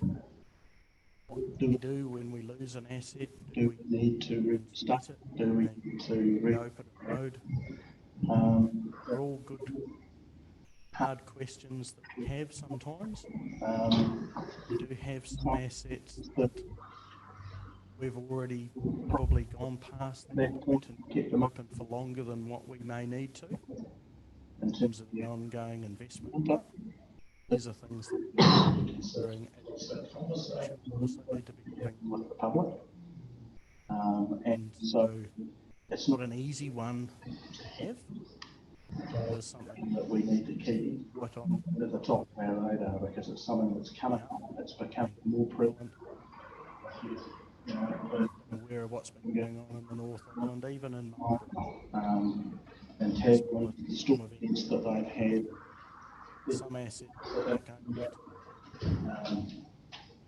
we're not necessarily at that stage on some of ours, but there is one or two.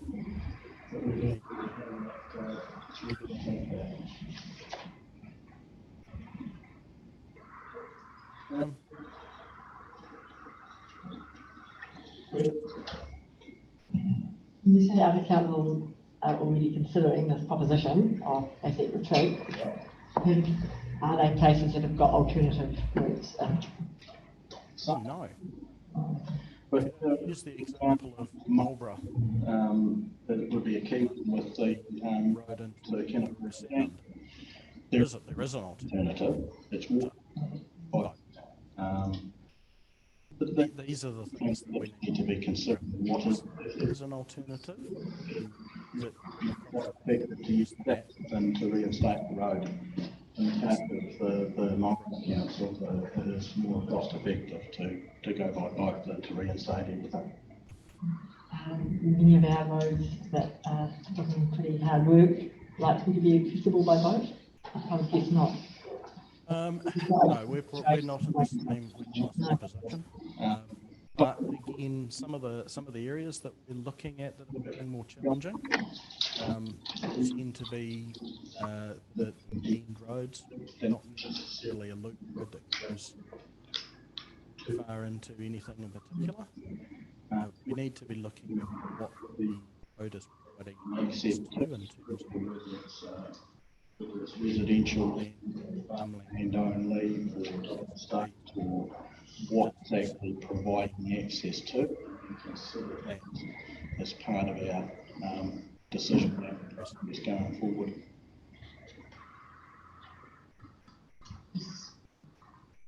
Your Worship, so regarding the asset retreat, can we be clear, are we only talking about after storm damage, or is this a potential tool in the future for recurring budgets? It could be anything, potentially. Largely we look at it after a storm event, but there are other things that occur to the network that make them usable, not necessarily a storm. It could be just natural erosion that's not tagged to any particular event. Look at the parts of the network where waterways are changing over time and lifting and scattering closer and closer towards the roads. We've relocated roads and some businesses to get them away from that.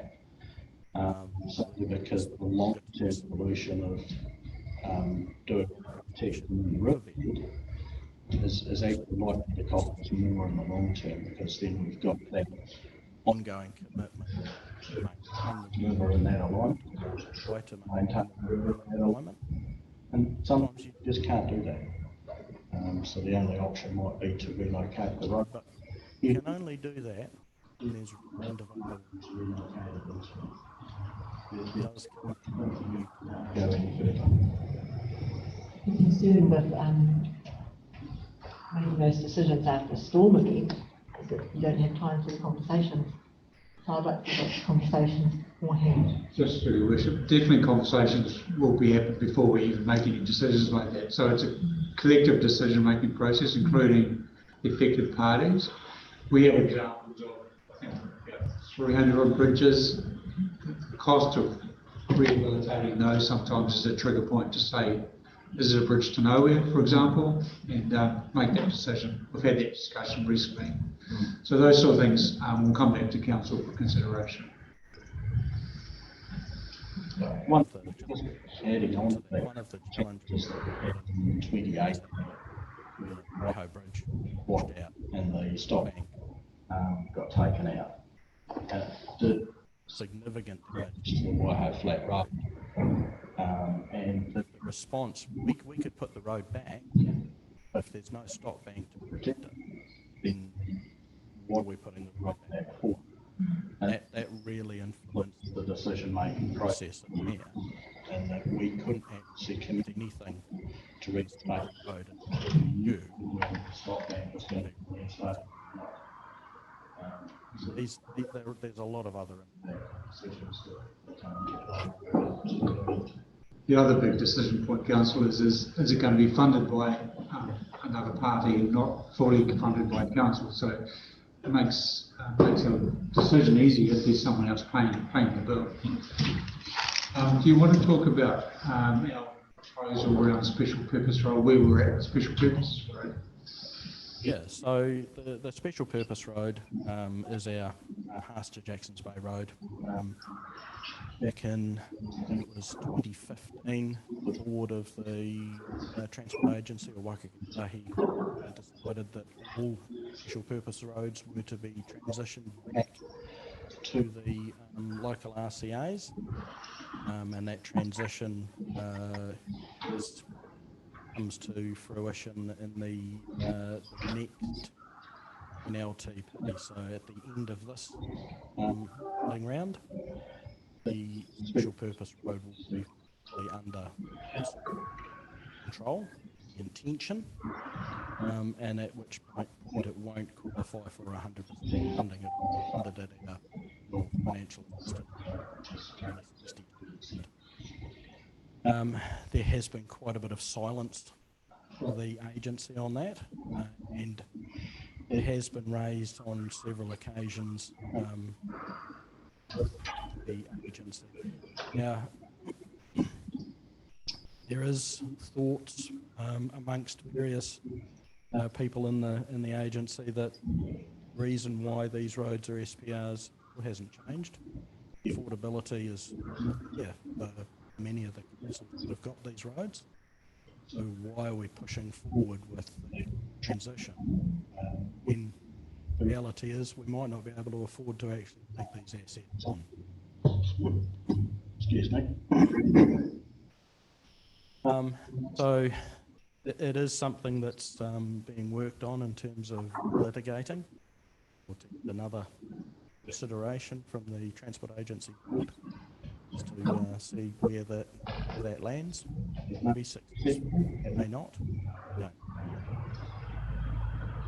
Just council, we're doing this in conjunction. Or council will have the road to Carramere as well, in the same position as us. So collectively, try and take the same stream. Carramere is in a slightly different position than Jackson's Bay, though. Massive catchment of dairy farms and actually productive land up there, whereas Jackson's Bay is a bit of a road to nowhere, really. But I think the Carramere Road is quite a challenge in itself in terms of the ongoing liability that comes with it. Yeah.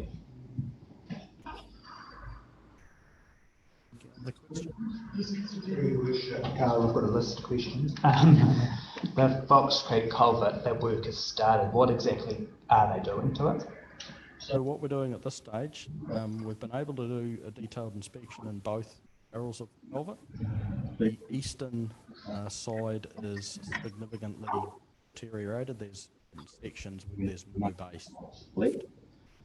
We believe that's been where the gravel has been sucked away from above, causing the voice to form. The process that we're going through at the moment is filling that with concrete. We'll be meshing it and grouting the inverted pipe at the moment. That's ongoing now. The other barrel, the western barrel, is actually not too bad, and it's a reasonable condition at the moment. The process will be the same. We will do the same shot grouting inside that. At this stage, we're doing the bad one, and we'll see what happens once we've healed it all up.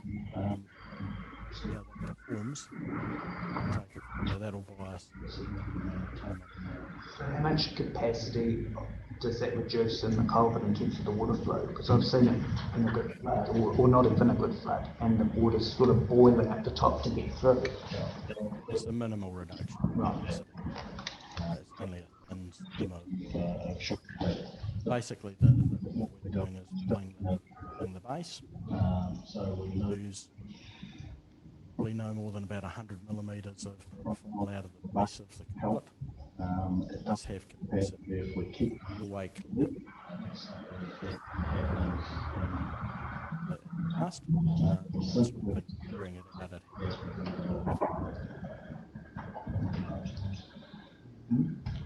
footpaths, Bearley Street, Hall Street and Rolleston Street. There's been a lot of work done there with some sort of fine plaster cement type thing that's lasted all of about 6 weeks and is now falling apart. So the work that was done there, I'm not sure what was supposed to have been done, but what has been done, I would say, is not up to standard. That's something that we have to should be suitable, but if it's not lasting, then it's something that we'll have to address. In that 3 weeks, it was cracking and bits lifting, and it actually has created more of a mess than what it's there. High strength grout does normally bond quite well, so there can be an issue with preparation. And in terms of footpaths, is there any planned maintenance with CBD footpaths in terms of cleaning or moss and moulding or something that fills it? I don't think there's anything planned immediately for the CBD, but we can.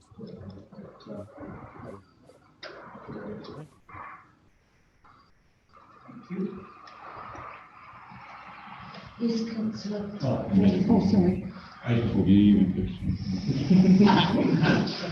I'll take it. Through your worship, the car parking in the town centre, deja vu. This is the second time that I can recall that this has come before council since I've been on it. I think it looks like a cut and paste almost. It's the same issue, it hasn't changed. It's the age-old problem of, you can look at it every which way, but the age-old problem is staff parking outside the shops, and that's it. If you can solve that, you solve the parking problem in town. Don't even go down the path of thinking about, time limits. That means parking orders and all that. It's just rubbish. You just have to solve that issue of staff parking up front. Yeah. Oh, there's no way. That's why it keeps going around in circles, because no one can solve it. But if you can solve that, you've solved the parking problem. I think the general aspect is to get them to appreciate there is alternative means of parking for them, and then walk and not be able to skip straight into their office. But it's a matter of how we go about that conversation. But yes, we do need to have it.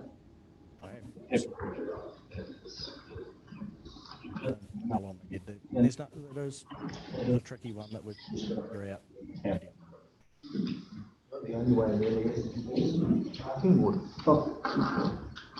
I think we really want to go down that road. No, but I'm saying that's one way to solve it, is to enforce this. You can lower the time limits on those parks, like you said, but until you actually enforce it, I mean, those people park there regardless because they know they're not going to get ticketed or moved on. So there's nothing there to stop them. Next minute, parking meters. No, well, it's something that we've got to look at and have a discussion on it and realise that that's going to have to be done, and then look at how we manage it and what is going to be the best approach. So we can regurgitate it time and time again, but yeah, it will be. Well, this is where we need the development of trust, just so we can agree on situation. Right,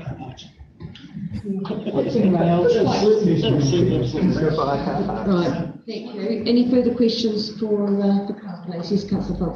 I know this might be a bit long term, but if you sort of go back, 10 years, 20 years, etc., in terms of what we were spending on sort of, storm responses and things like that, have we done any modelling for climate change in terms of the cost to our roading network or not? Is that work that's being looked at?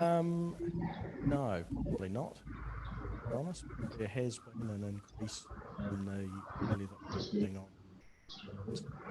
It's a tricky one because some of it is cyclic in nature.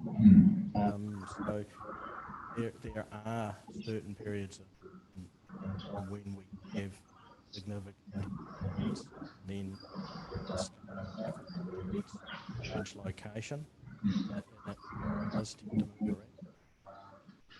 In general, though, the cost of the event is increasing, and that's something. Networks relatively compared to others around the country. Size of events that we can take compared to elsewhere, we can handle pretty sizable events without significant change. But again,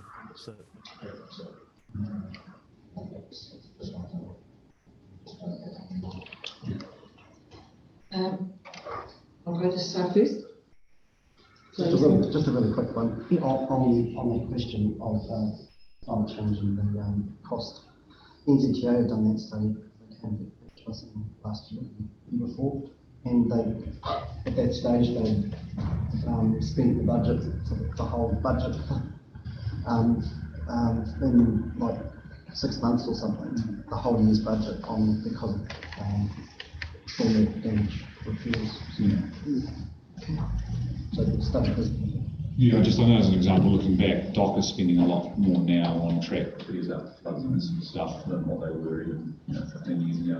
It's just, I don't suspect our rating base is going to become much larger or wealthier over the next 30 years, but the cost of dealing with those events I would anticipate would go up. In the long term, it's just something I think we should plan for.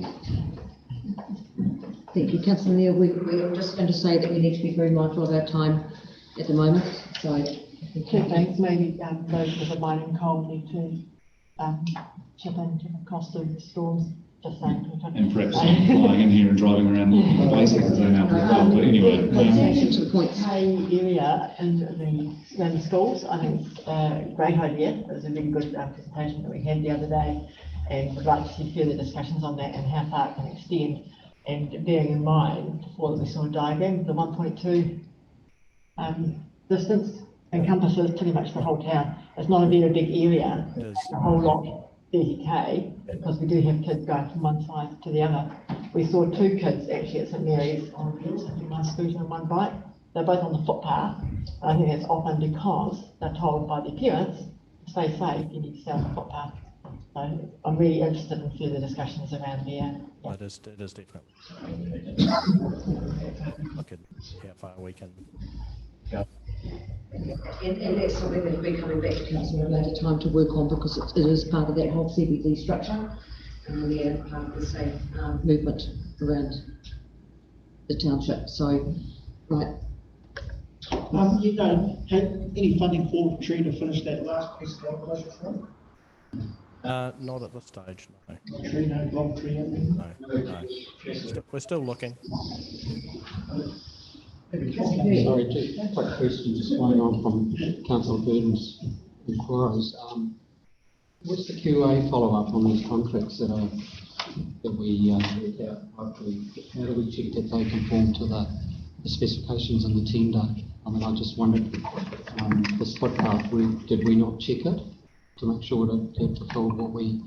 The scope of works, so that's something that identify defects or any defects that come up. There is normally a defect liability period. So the contractor has to guarantee the works for a minimum of 2 years. Do we check to make sure that the contract's completed to the specification? Well, we do that during the construction as well too. So we'll have to have a look at the instance of this plastic and see what's happening in this case. It should well, means that something's obviously gone wrong, and we'll need to get more of it. Thank you. Any further questions on the report? One final one. In terms of the burden on the parking, is that predominantly residential, predominantly visitor, or what's the split? Do you have any indication yet or not? Visitors tend to look at the fines, don't stay longer than what it is. Fines. They don't know that we don't have parking enforcement. So the real burden is really to be residents, owners, workers. Those are the ones that we don't do anything. Parking.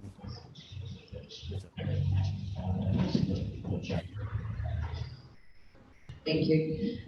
So that will take the transportation update report as being complete. Thank you, Carl, very much for that. Can I have a mover and a seconder, please, resolve the presentation from Carl be received? Thank you, Councillor Kesson. Councillor Neil, thank you very much. Thank you, Carl, for that. Greatly appreciated. We are 1 minute off 3 p.m. So what I would like to do is resolve to extend the meeting going over 2 hours without a break. We have a little bit more to get through, and we also have a report later, which is governed by a time frame of flights. So if everybody's happy with that.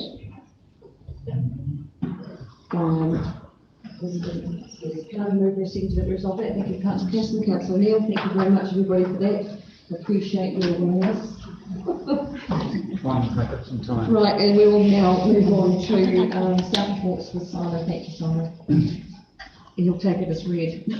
Any questions, Okay, thank you, Council. Thank you, councillors. This is my second report for this council. Obviously, I will take the report as read, but there's quite a few things in here that I'd just like to highlight.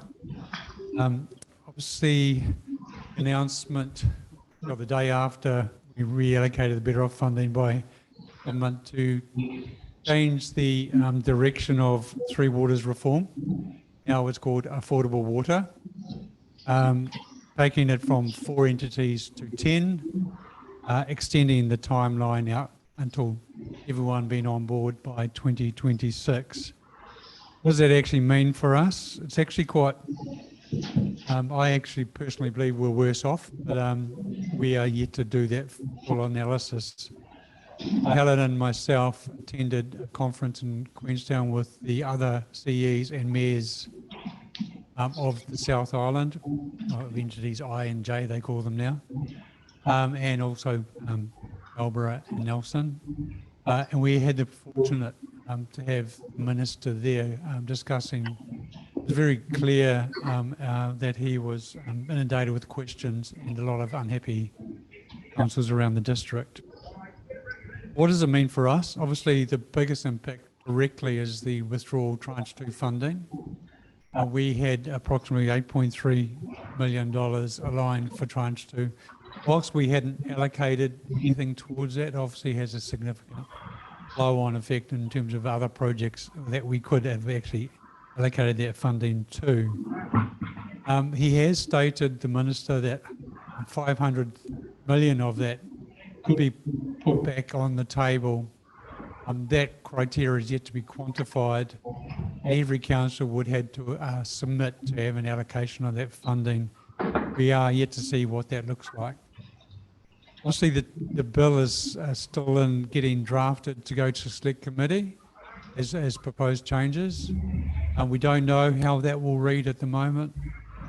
We still don't have the clear visibility of how we'll read regarding CCOs, but we have been assured by the minister that there was no intent to wind up small CCOs in this reform. We expect that the bill will make that very clear and add clarification for us. Extending out 2 more years. Actually, there's quite a few things that impact us. Obviously, we've already looked at reviewing contracts for water services, both supply and obviously servicing. The issue now is that we'll have to renegotiate those contracts prior to the next transfer across. So that actually adds a whole lot of burden. We have one significant project, obviously being this, the Hokitika Wastewater Treatment Plant, which will flow through until council making decisions on the outcome of that project. There is the ability that council will not address the entities liking the outcome of that project, i.e. they may be constrained by budget. So we've raised this as a red flag to the NTU, or the National Transition Unit, that if you want the best outcome for the ratepayers or the users long term, it shouldn't be constrained by the local affordability issues. So that we raise it as a flag. They've made a statement this morning that we're not the only council that have raised that with them now that it's been extended. So, for example, the best outcome may be a more gold-plated standard. If council can't resolves to have a bronze-stated outcome, maybe a net worse off benefit for the ratepayer long term. So we're looking at the long-term approach. Obviously, going into entity I, we still have 13 councils around the table, so we're linked in with Christchurch and obviously the surrounding Canterbury councils. Our level of influence is still relatively low. The regional representation group, which the mayor, each mayor will be directly having a position on that group, still only appoints the board. So there's still 4 tiers of influence until you get to the users. So obviously there's the CE and the operations staff, there's the direct board involved, there's the RGC group, and then it comes back to the user. So there's still a very limited ability to influence. whilst the RGC has influence over the statement of intent, and obviously the appointment of the board themselves and their KPIs, they don't have any influence over the CEO or the executive group at all. We, as Westland District Council, are still working with the NTU in terms of a program of work. Fair to say there's a whole lot of recalibration happening behind the scenes regarding their workload. We haven't slowed down, neither have they. Still work that we are working with them on, particularly around finance, the asset management plans, and legal aspects. It's also fair to say that the overarching design of a back office IT system should be the same across all the entities, even though it's gone from 4 to 10. So there's commonality and there's shared agreement in terms of a way forward for that. So that still is a long way down the track. We are hopeful that by delaying 2 years, that council will have zero input in terms of rating for it or collecting revenue, that the new entity will be in a position to do that themselves. See how that pans out. On the 10th of May, the CEs and the group staff, we're meeting and workshopping what does it mean for councils on the West Coast. We'll be taking that feedback through to the Canterbury Forum as well, and aligning our thoughts with hopefully their thoughts as well. That's the update around Three Waters. In terms of Hokitika Wastewater Treatment Plant, as you recall from the update from Stantec, we opened up discussions again with Westland Milk, and also with Silver Fern Farms.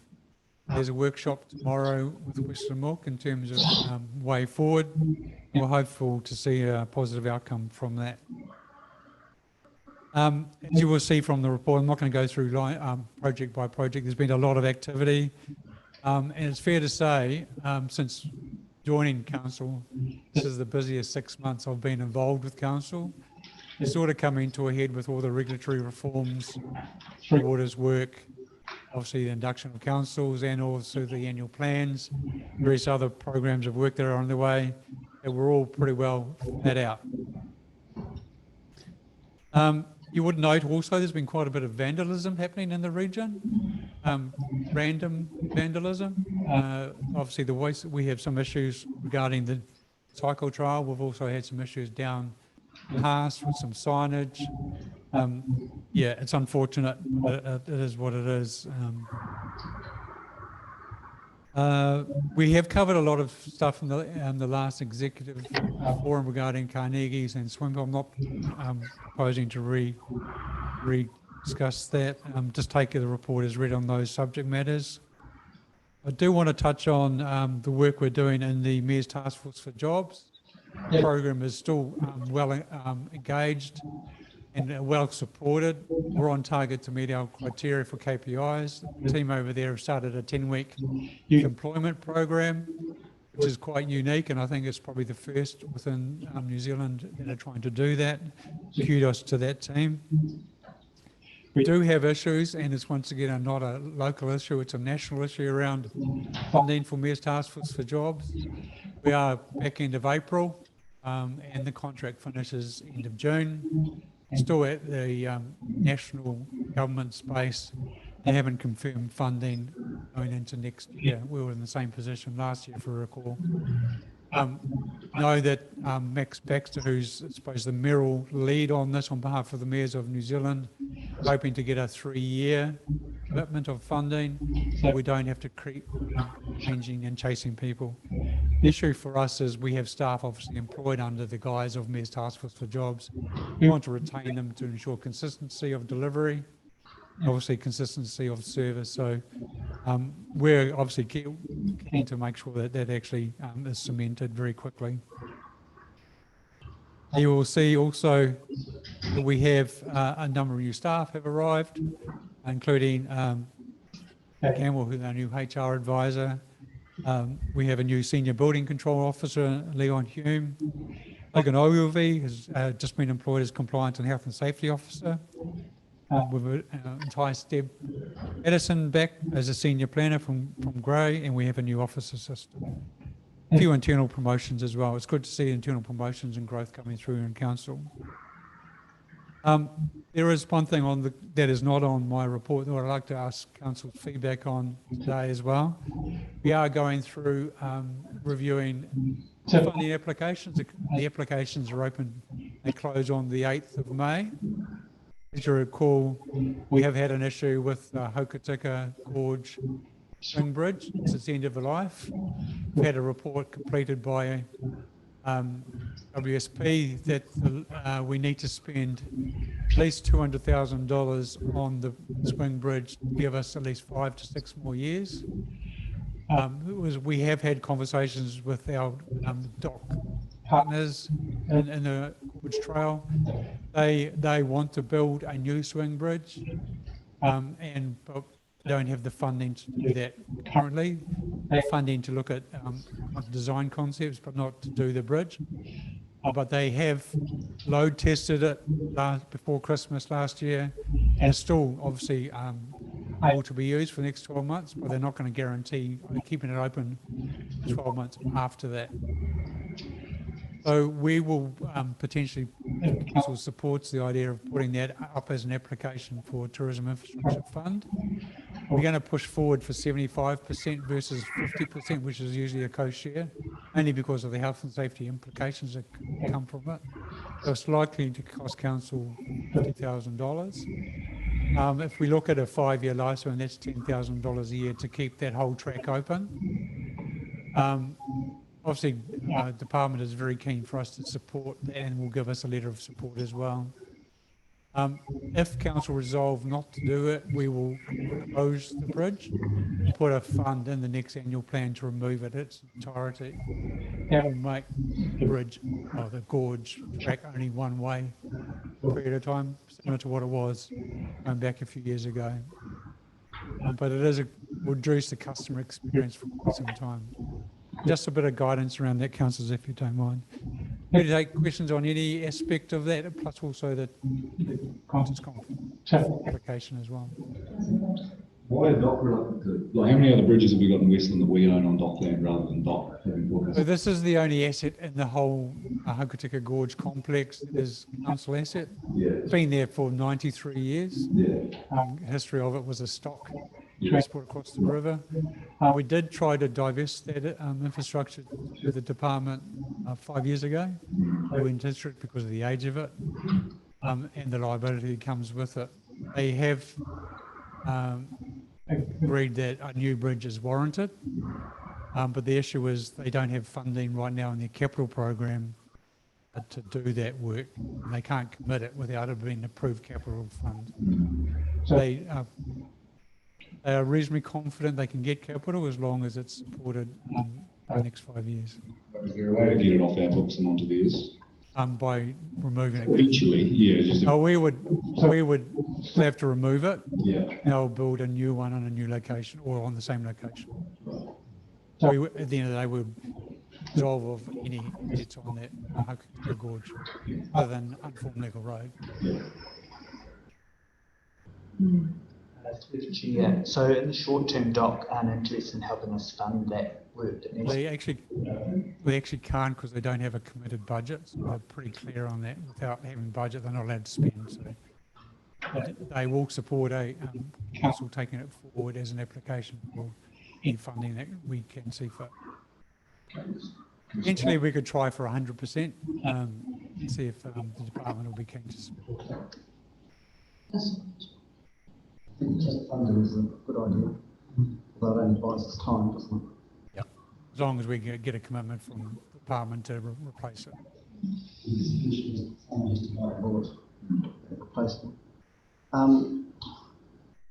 Here I comment on Three Waters, but I just feel compelled to. Maybe we should have been as principal holders by an asset council, which actually said no. We're not mesmerised by your carrot that you're dangling in front of us, and they just said no. And then they went disappointed in the end when they pulled it out. But, however, the point of this is the first time that we've discussed this, of course, because the last discussion we had, the very next day, they whipped the rug out from underneath it. which was the most deceitful move in modern government as far as I'm concerned.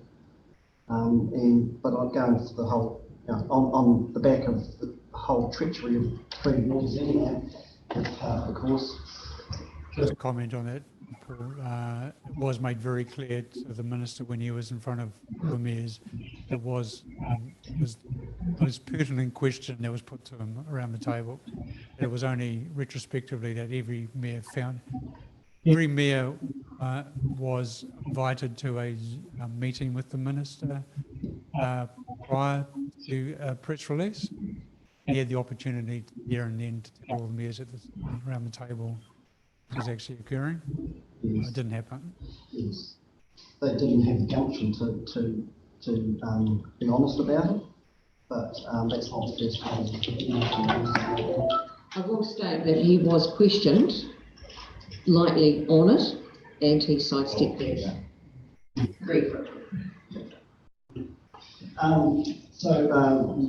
Three Waters is, in relation to that, the Hokitika wastewater treatment plant. So that was, although that $8 million that briefly was dangled in front of us, there was talk previously that some of that could have been channeled towards the wastewater. Just a comment on that. Tranche 1 didn't allow any of the funding to go towards Three Waters assets. I'd expected the Tranche 2 would be exactly the same. I wouldn't be allowed to spend on Three Waters assets. Okay. Right. Which is neither here nor there anyway, because that's money we've just got to find. But further in relation to that was there was a bit of concern and angst in the community about the approach to Westland Milk to use the CEO full pipe. So myself and the Mayor went and saw the CEO and Mark Lockington as representatives of Westland Milk. The conversation has opened up, and Scott and Stantec are talking with a delegation from Westland Milk tomorrow and workshopping with, and I'll get the feedback after that meeting in terms of their thoughts. I mean, through your worship, I mean the confusion in the community, because some people have misinterpreted this and think that we're backtracking and that we're going to be putting this putrid water out to sea. Of course, it's not. This is the treated, filtered water. Correct. Comes out to the end of the process. It has to go somewhere. It doesn't evaporate into the sky. I don't know where these people think it's going to go, but to pipe it 800 metres out to sea seems like a pretty good solution to me. If it was anything other than fully treated, fully filtered water, then we wouldn't be, as Erie, we wouldn't be having a bar of it. Acknowledged. I just want to make that clear, because there is this apprehension in the community about it. One further thing, if I may, Your Worship, just a quick question. You mentioned there about chlorination, which I have no problem with the chlorination. The other one, of course, is the fluoridation, which the government has come to us a few months ago, I believe, and asked how much is it going to cost and blah, blah, blah. And there hasn't been anything since on that.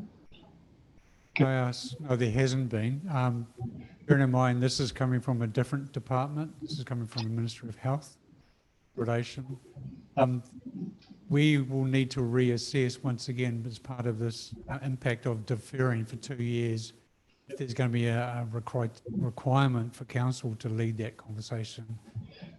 If it was transferred through to the entity, that conversation was going to be taken up by the new entity with the community. Which is one of those other challenges. It impacts obviously our neighbouring Greymouth, because they were one of the first townships identified to fluoridate. They are probably expected to fluoridate prior to transfer. I can't speak for them, but based on the timing, I expect that would be the case. Two from me, Simon. First one, a couple of weeks ago, we relocated 950,000 funding to other projects, we were due 8 point something million for tranche 2. Have we given much thought yet to where we might find that money other than loan funding for or cancelling projects? So we have talked obviously within council about how do we readdress that. We would have to look at coming back as part of an annual plan budget, adding it to the LTP budget going forward.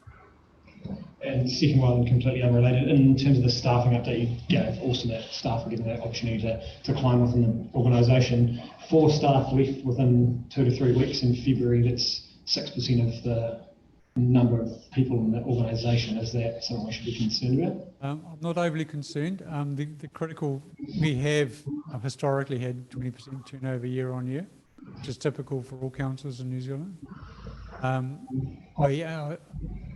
Based on where we were and where we are now, I'm confident our staff structure and makeup is solid. Depends on why people are leaving is the critical factor, rather than they're leaving through grievances. We haven't had any grievances in the last 6 to 12 months. I've got just a couple of quick questions, Simon. The Paringa toilets over budget and the solar system still to be installed. Does that overspend incorporate the purchase of the solar system and it's just the installation that we're waiting for? I would have to clarify that. I don't have that detail. I'm sorry, Helen. And same with the case where I'm just looking at that thinking we've got the e-bike charging stations being made. What have we got left? We've got 163,000 left after the budget.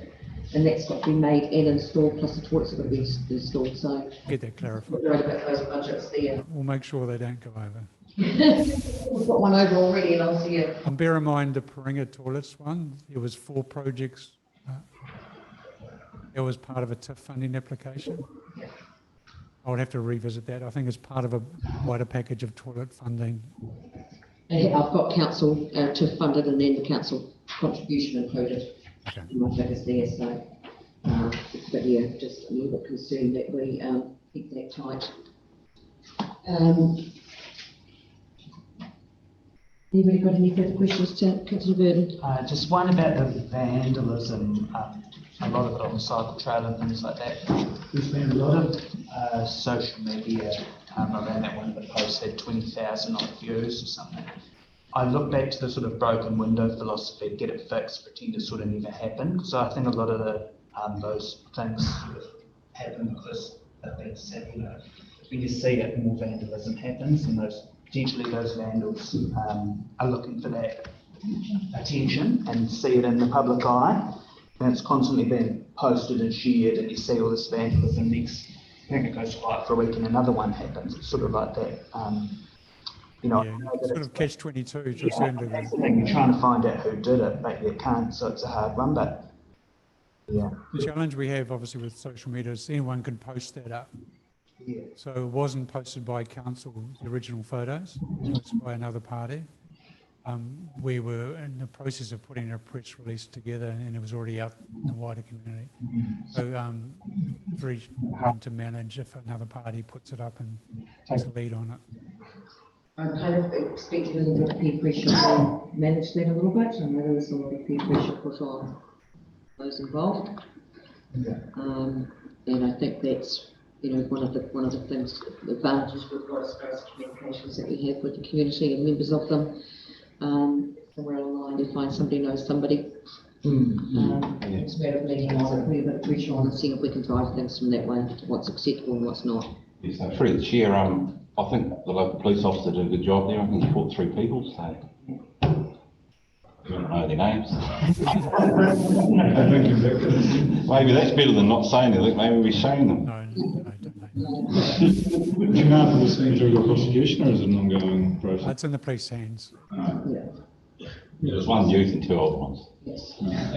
In regards to the vandalised toilets that are now non-existent on the cycle trail at Ruatap, Mahanapu, through the back there, are they planning on being replaced or are they just...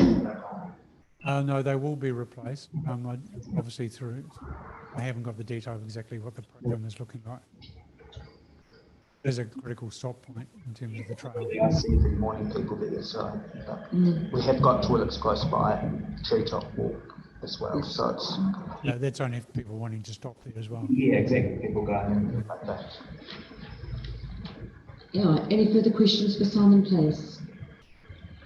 No? So can I please have somebody move in a seconder that the quarterly report from Chief Executive dated 27th of April 2023 be received, please? Councillor Lee, thank you very much. Councillor Fox, thank you. Thank you, everybody. Thank you, So, Your Worship, just to get clarification, we will proceed with the TIF funding application for the gorge? Okay. Consensus was yes. Thank you. Thank you, everybody. Right, we will move straight on to the financial report. And we have Cody Naden here for that today, so welcome, Cody. Through your worship, I don't know if anyone knows who Cody is, so you might introduce yourself, Cody. Yes. Yes, good afternoon.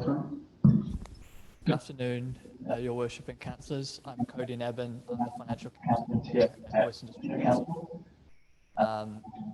Your Worship, I presented the financial report to 31 March 2023.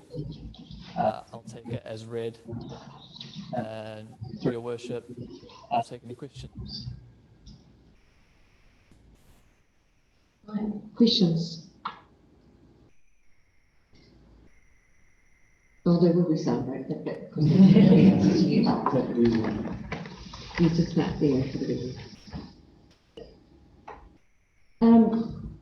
I have one, but I'm not sure you'll be able to answer it. I'm just looking at the contract costs are over budget in the planning and building by 253,000 due to staff shortages. Are we underestimating the workflow requirements? Or is this just because we've got gaps there and we have to outsource, and the outsourcing is costing us more than what employment would cost? The next one, yeah. It's workload versus available staff to do it. Yeah. Okay. Yeah. So how are we managing that going forward then? As far as are we upping the budget for that within house? We have a couple of employment offers out at the moment, so hopefully those say yes, and that will result in. We have just had Deb Patterson rejoin last month. Yes. Yeah. Well, thank you very much for that. Just to confirm, we are predominantly, most of our consents are done in-house. If you compare to a neighbour's approval, all of ours grants. Any questions for Cody? Well, we've been here very long. Just as probably this once. Can I have a mover and a seconder, please, of the relevant financial report for the period 31st March 2023 we received, please? Thank you, Councillor Beard, Councillor Neal. Thank you, Cody, for that. Thank you. Well done. And then we'll go straight on to Simon again, the appointment of the new deputy mayor. And he'll go straight through to the confirmation of minutes of appointments, but we will be receiving each report as we go. Yeah, good afternoon again, councillors and Your Worship. The appointment of the new mayor, obviously this comes after the resignation of Councillor Gillette, Deputy Mayor Gillette previously. And obviously the mayor has the ability through the Local Government Act to appoint a deputy and has obviously appointed Councillor Pearson as that deputy. Happy to take the report as read and take any questions, Your Worship. Questions, please. None? None? All right, so if everybody's happy with that report, can I have a move from the seconder, please, to resolve that the report to council and the appointment of the deputy mayor be received? Thank you, Councillor Beard. Can I have a seconder, please? Councillor Davidson, thank you. And the second part, again, moving sector that Councillor Ashley Castle is appointed as Deputy Mayor of Westland District Council effective immediately. I can have a move from seconder on that. You might have to abstain from that one. Councillor Fox. Can I have a seconder for that, please? Councillor Davidson, thank you very much. Thank you, Simon. And we'll move on to the confirmation of appointments. Congratulations, Councillor Deputy Mayor Casson. The next report, councillors and Your Worship, is to do with the confirmation of appointments. Obviously, this is a realignment of appointments to council committees. won't go through all the various changes, but take the report as read and open up for any questions.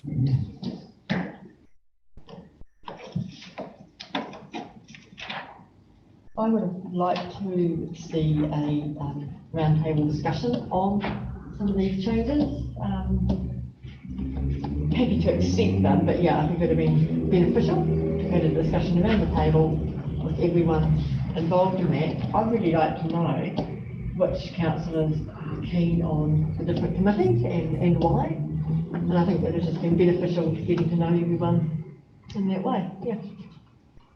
I don't know if anyone else feels the same, but just following on from Jane saying that I was removed off the cycling and walking committee and there was no conversation or discussion around that exercise. That shocked me to read that.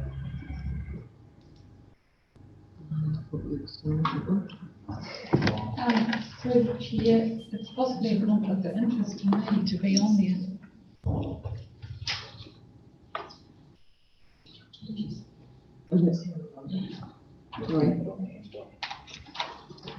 so you went hard at that, wanting to go on? No. Yeah, that's like, No, I didn't know anything about it until I read it.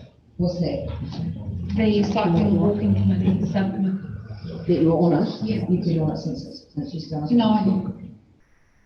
You haven't just been put on?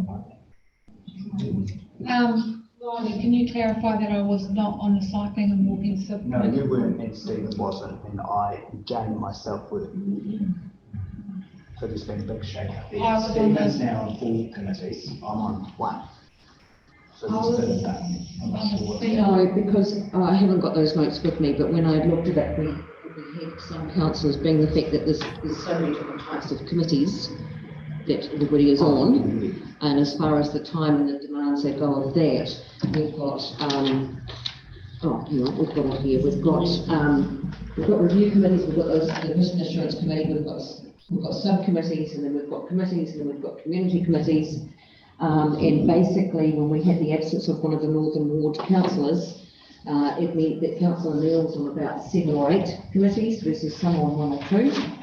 So the idea was to try and streamline that out a bit, but also too with the breakdown of the different committee types, it is now an even spread as far as formal committees versus subcommittees and then versus community requirements.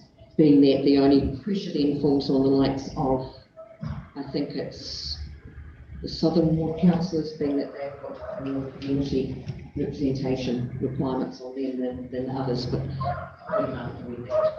everyone else is now actually a very even spread requirements.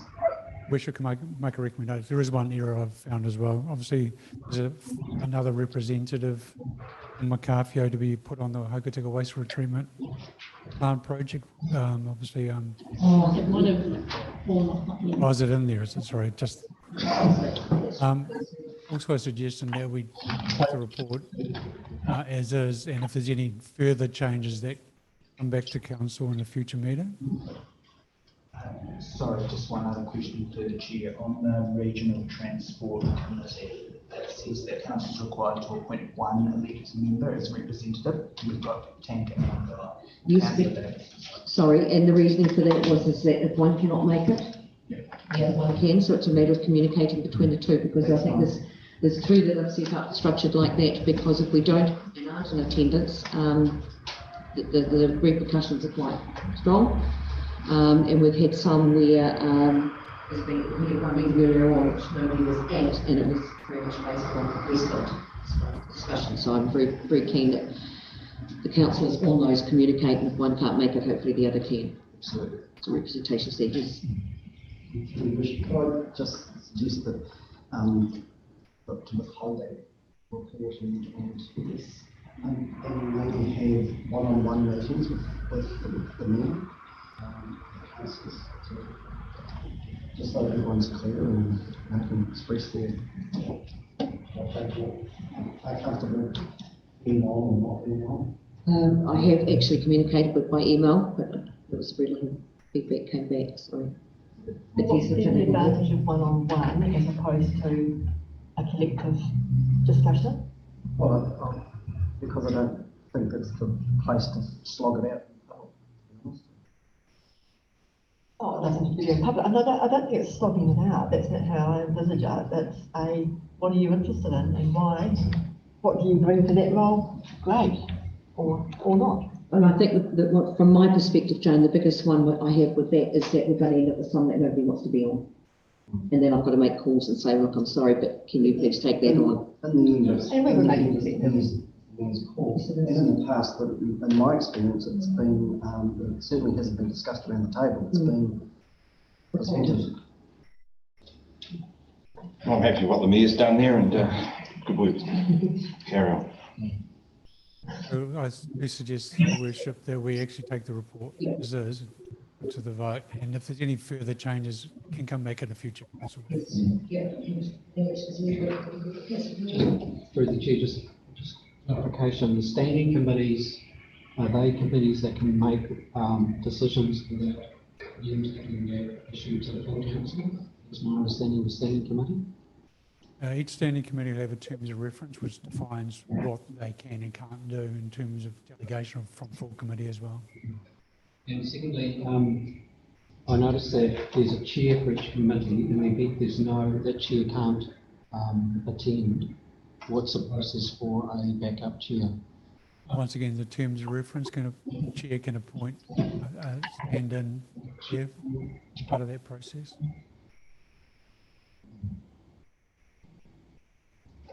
Yeah, just through the chair, look, I understand where you guys are coming from, but my approach is that if you've got an issue with the committee or anything, is to go and have a chat with the mayor or chief executive to sort it out. So I'm with Councillor Monero on this, and I support the mayor's recommendations on. So with that, I was really happy that we confirm the appointments, and then if there's discussion to be had as far as cycleway, walkway, we'll amend that for the next meeting. Right, so if that's the case, can I have a move and a second, please, to resolve that the report be received? And then we've got the phase 2 of that is the council confirms the amended appointments to committees, community organisations and other bodies for the date of the 22-25 triennium. Whether we move that now, we still move that now, and then we'll just make any moderation as we go. Yep. Okay. So can I have a move to proceed with both those points? Thank you, Councillor Monero. Councillor Billiot, thank you very much. That's both those points covered in there, and we'll move on to the defendant's remuneration, please. Is obviously following on from previous reports. The Mayor asked staff to revisit the allocation of the remuneration funding for councillor representation. Obviously, there's a fixed criteria and a fixed budget that's been allocated by the Remuneration Authority. That budget has to be fully allocated. This excludes the mayoral allocation. Following conversations with Her Worship, we reviewed the numbers and proposed that the Deputy Mayor be reduced to 50,000, which obviously creates a base rate of 28,000, which is obviously split between the other 7 councillors. Take the rest of the report as read, councillors, and take any questions.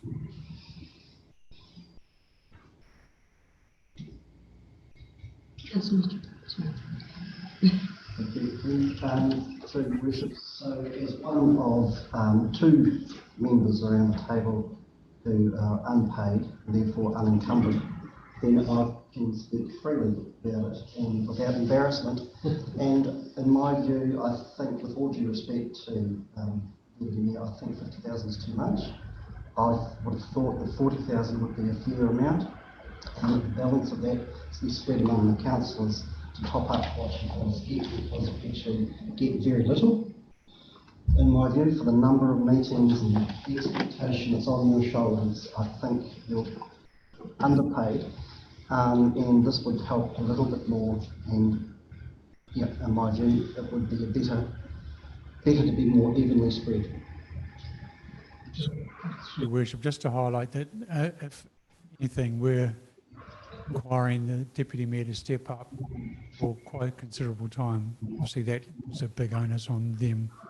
We can't readjust the allocation based on that.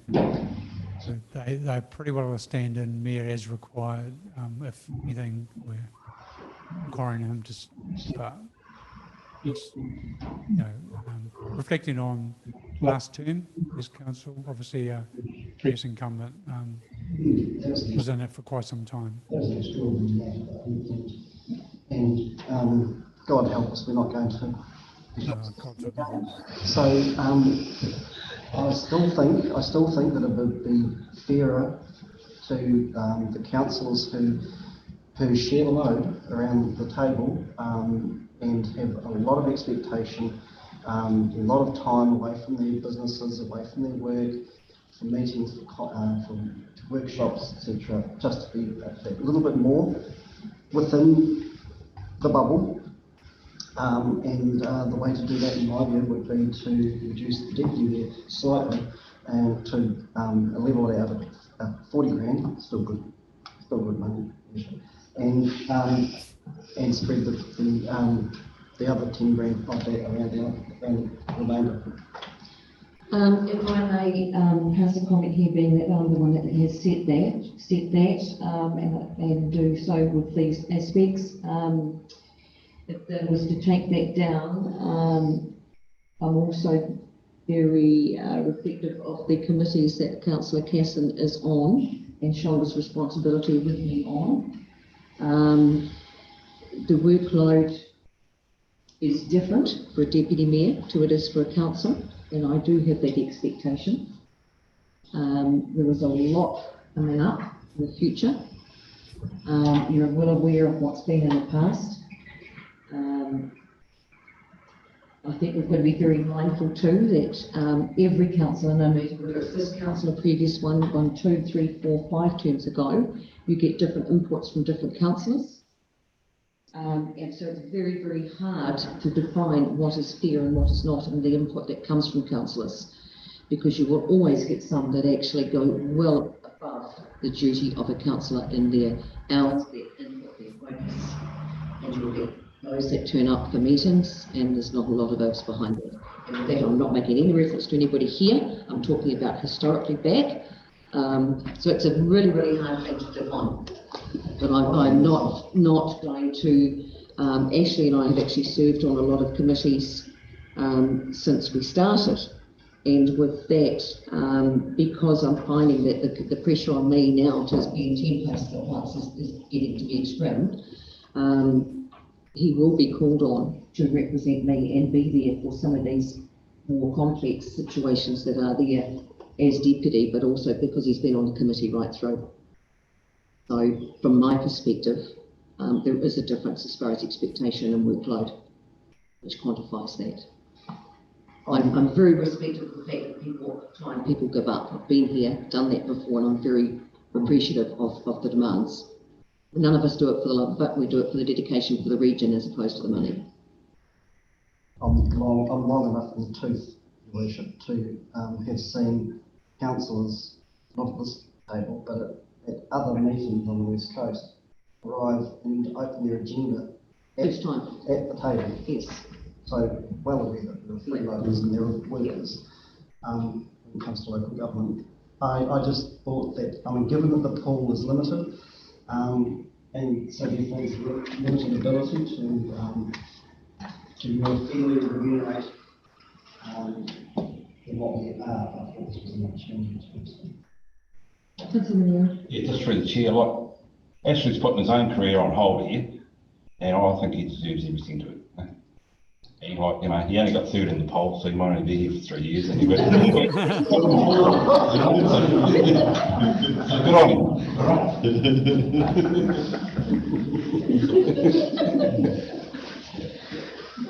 We're gonna love you.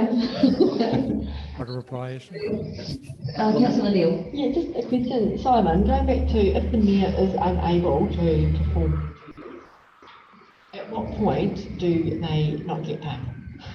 I know you're not talking about me, you're talking about previous. We faced that last triennium. The issue is that the mayor would actually have to resign in terms of not being able to do their duties.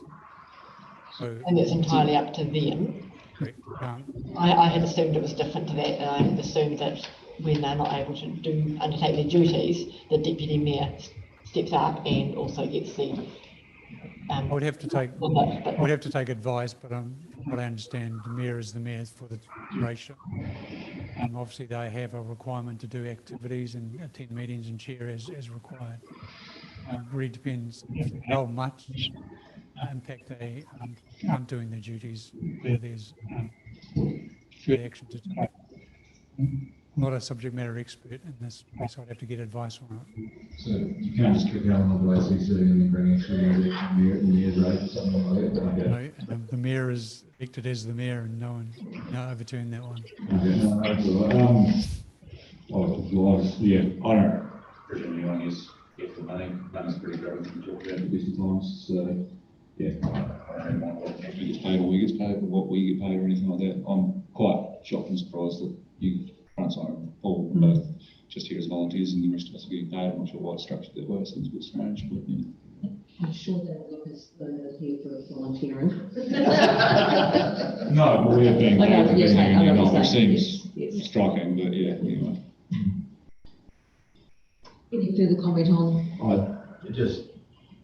It's, I appreciate what you're sort of saying, Paul, and that's quite good to get your vote of confidence in all the councillors here.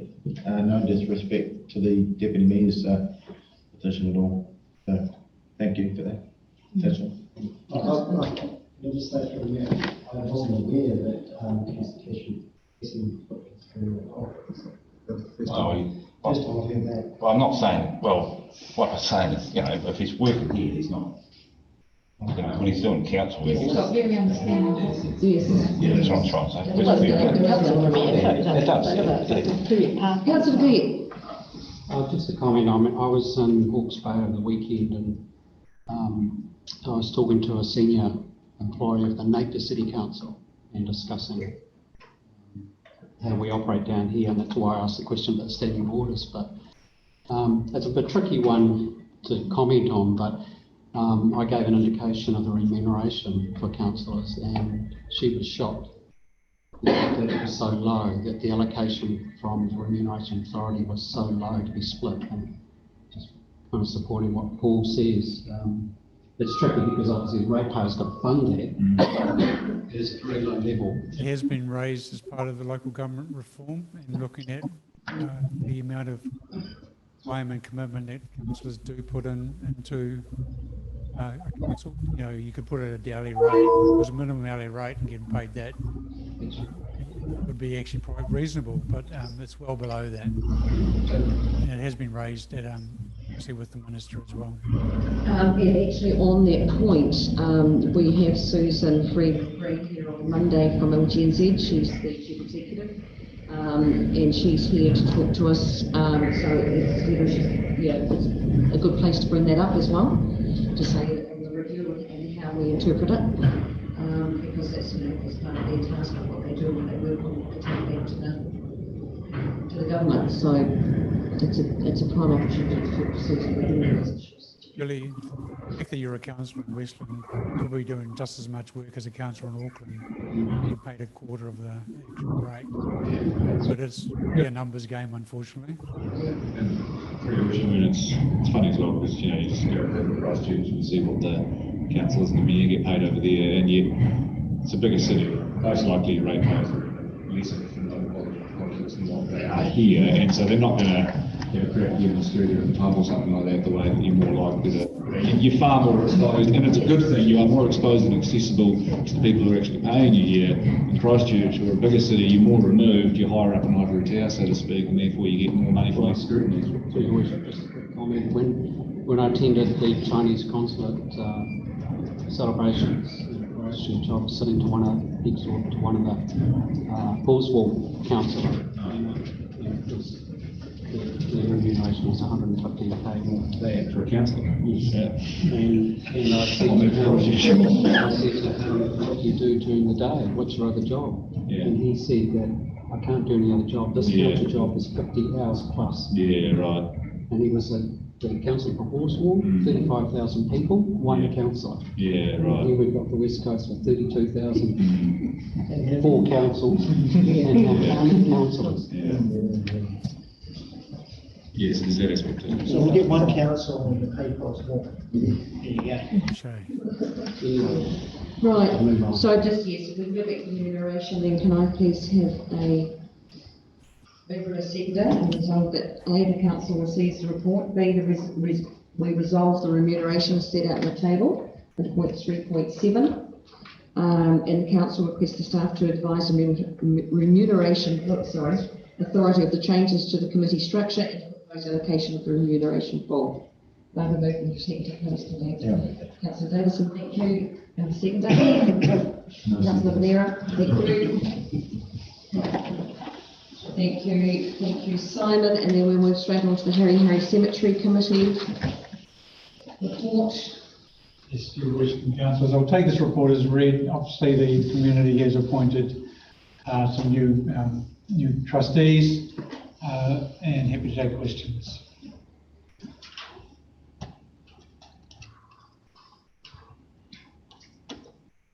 No questions? Right, can I have a mover and a seconder, please, and resolve that the report we received, the council approved the addition of Mr. Paul Mackey of La Fontaine and Harry as a trustee on the Harry Cemetery Committee. Can I have a mover and a seconder, please? Councillor Casson, Councillor Monera, thank you very much.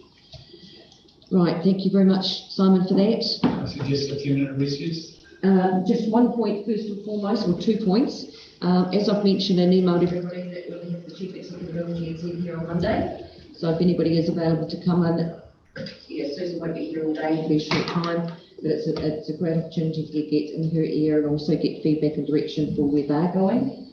The other next point is we have the King's coronation on Saturday the 6th of May at 11 AM at Hess Square. The coronation is being marked by planting of a tree, which pine tree. Paul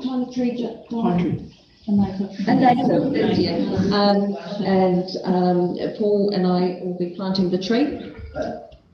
I did ask if you should have somebody here, and that was you. I just sounds like there'll be someone. Yeah, I thought you'd volunteered for that. So that's planting the tree by the cenotaph at Hess Square, because we felt that was a really appropriate place to plant it. And we've received the plaque, and it's a very heavy, really nice plaque for the commemoration. And the glass downstairs is sorting out the post that will be mounted to, and it will be unveiled at the time.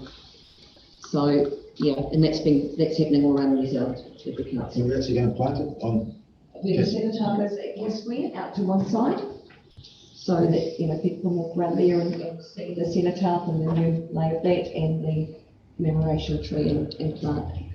That's great as well, Pat, We did look at other options, but yeah, I mean, there's little pockets of lawn you could put it on, but then it looks like it's just been poked in here. We thought that was probably a more appropriate place to put it. Yeah. So, travel forms, please. Travel forms, claim forms, please get those into Susie. Or do it online, and if you can't do it online, please get it into Susie. Right, so with that, we'll have a quick breather. 5 minute recess. 5 minute recess, and we'll be back on target. See you Oh, sorry, can I remind you that we have a break now? Sorry. Through there. Councillor Lee, and Buda. Yeah, anybody. Close this section of the meeting. Can I give you a second to please close this section?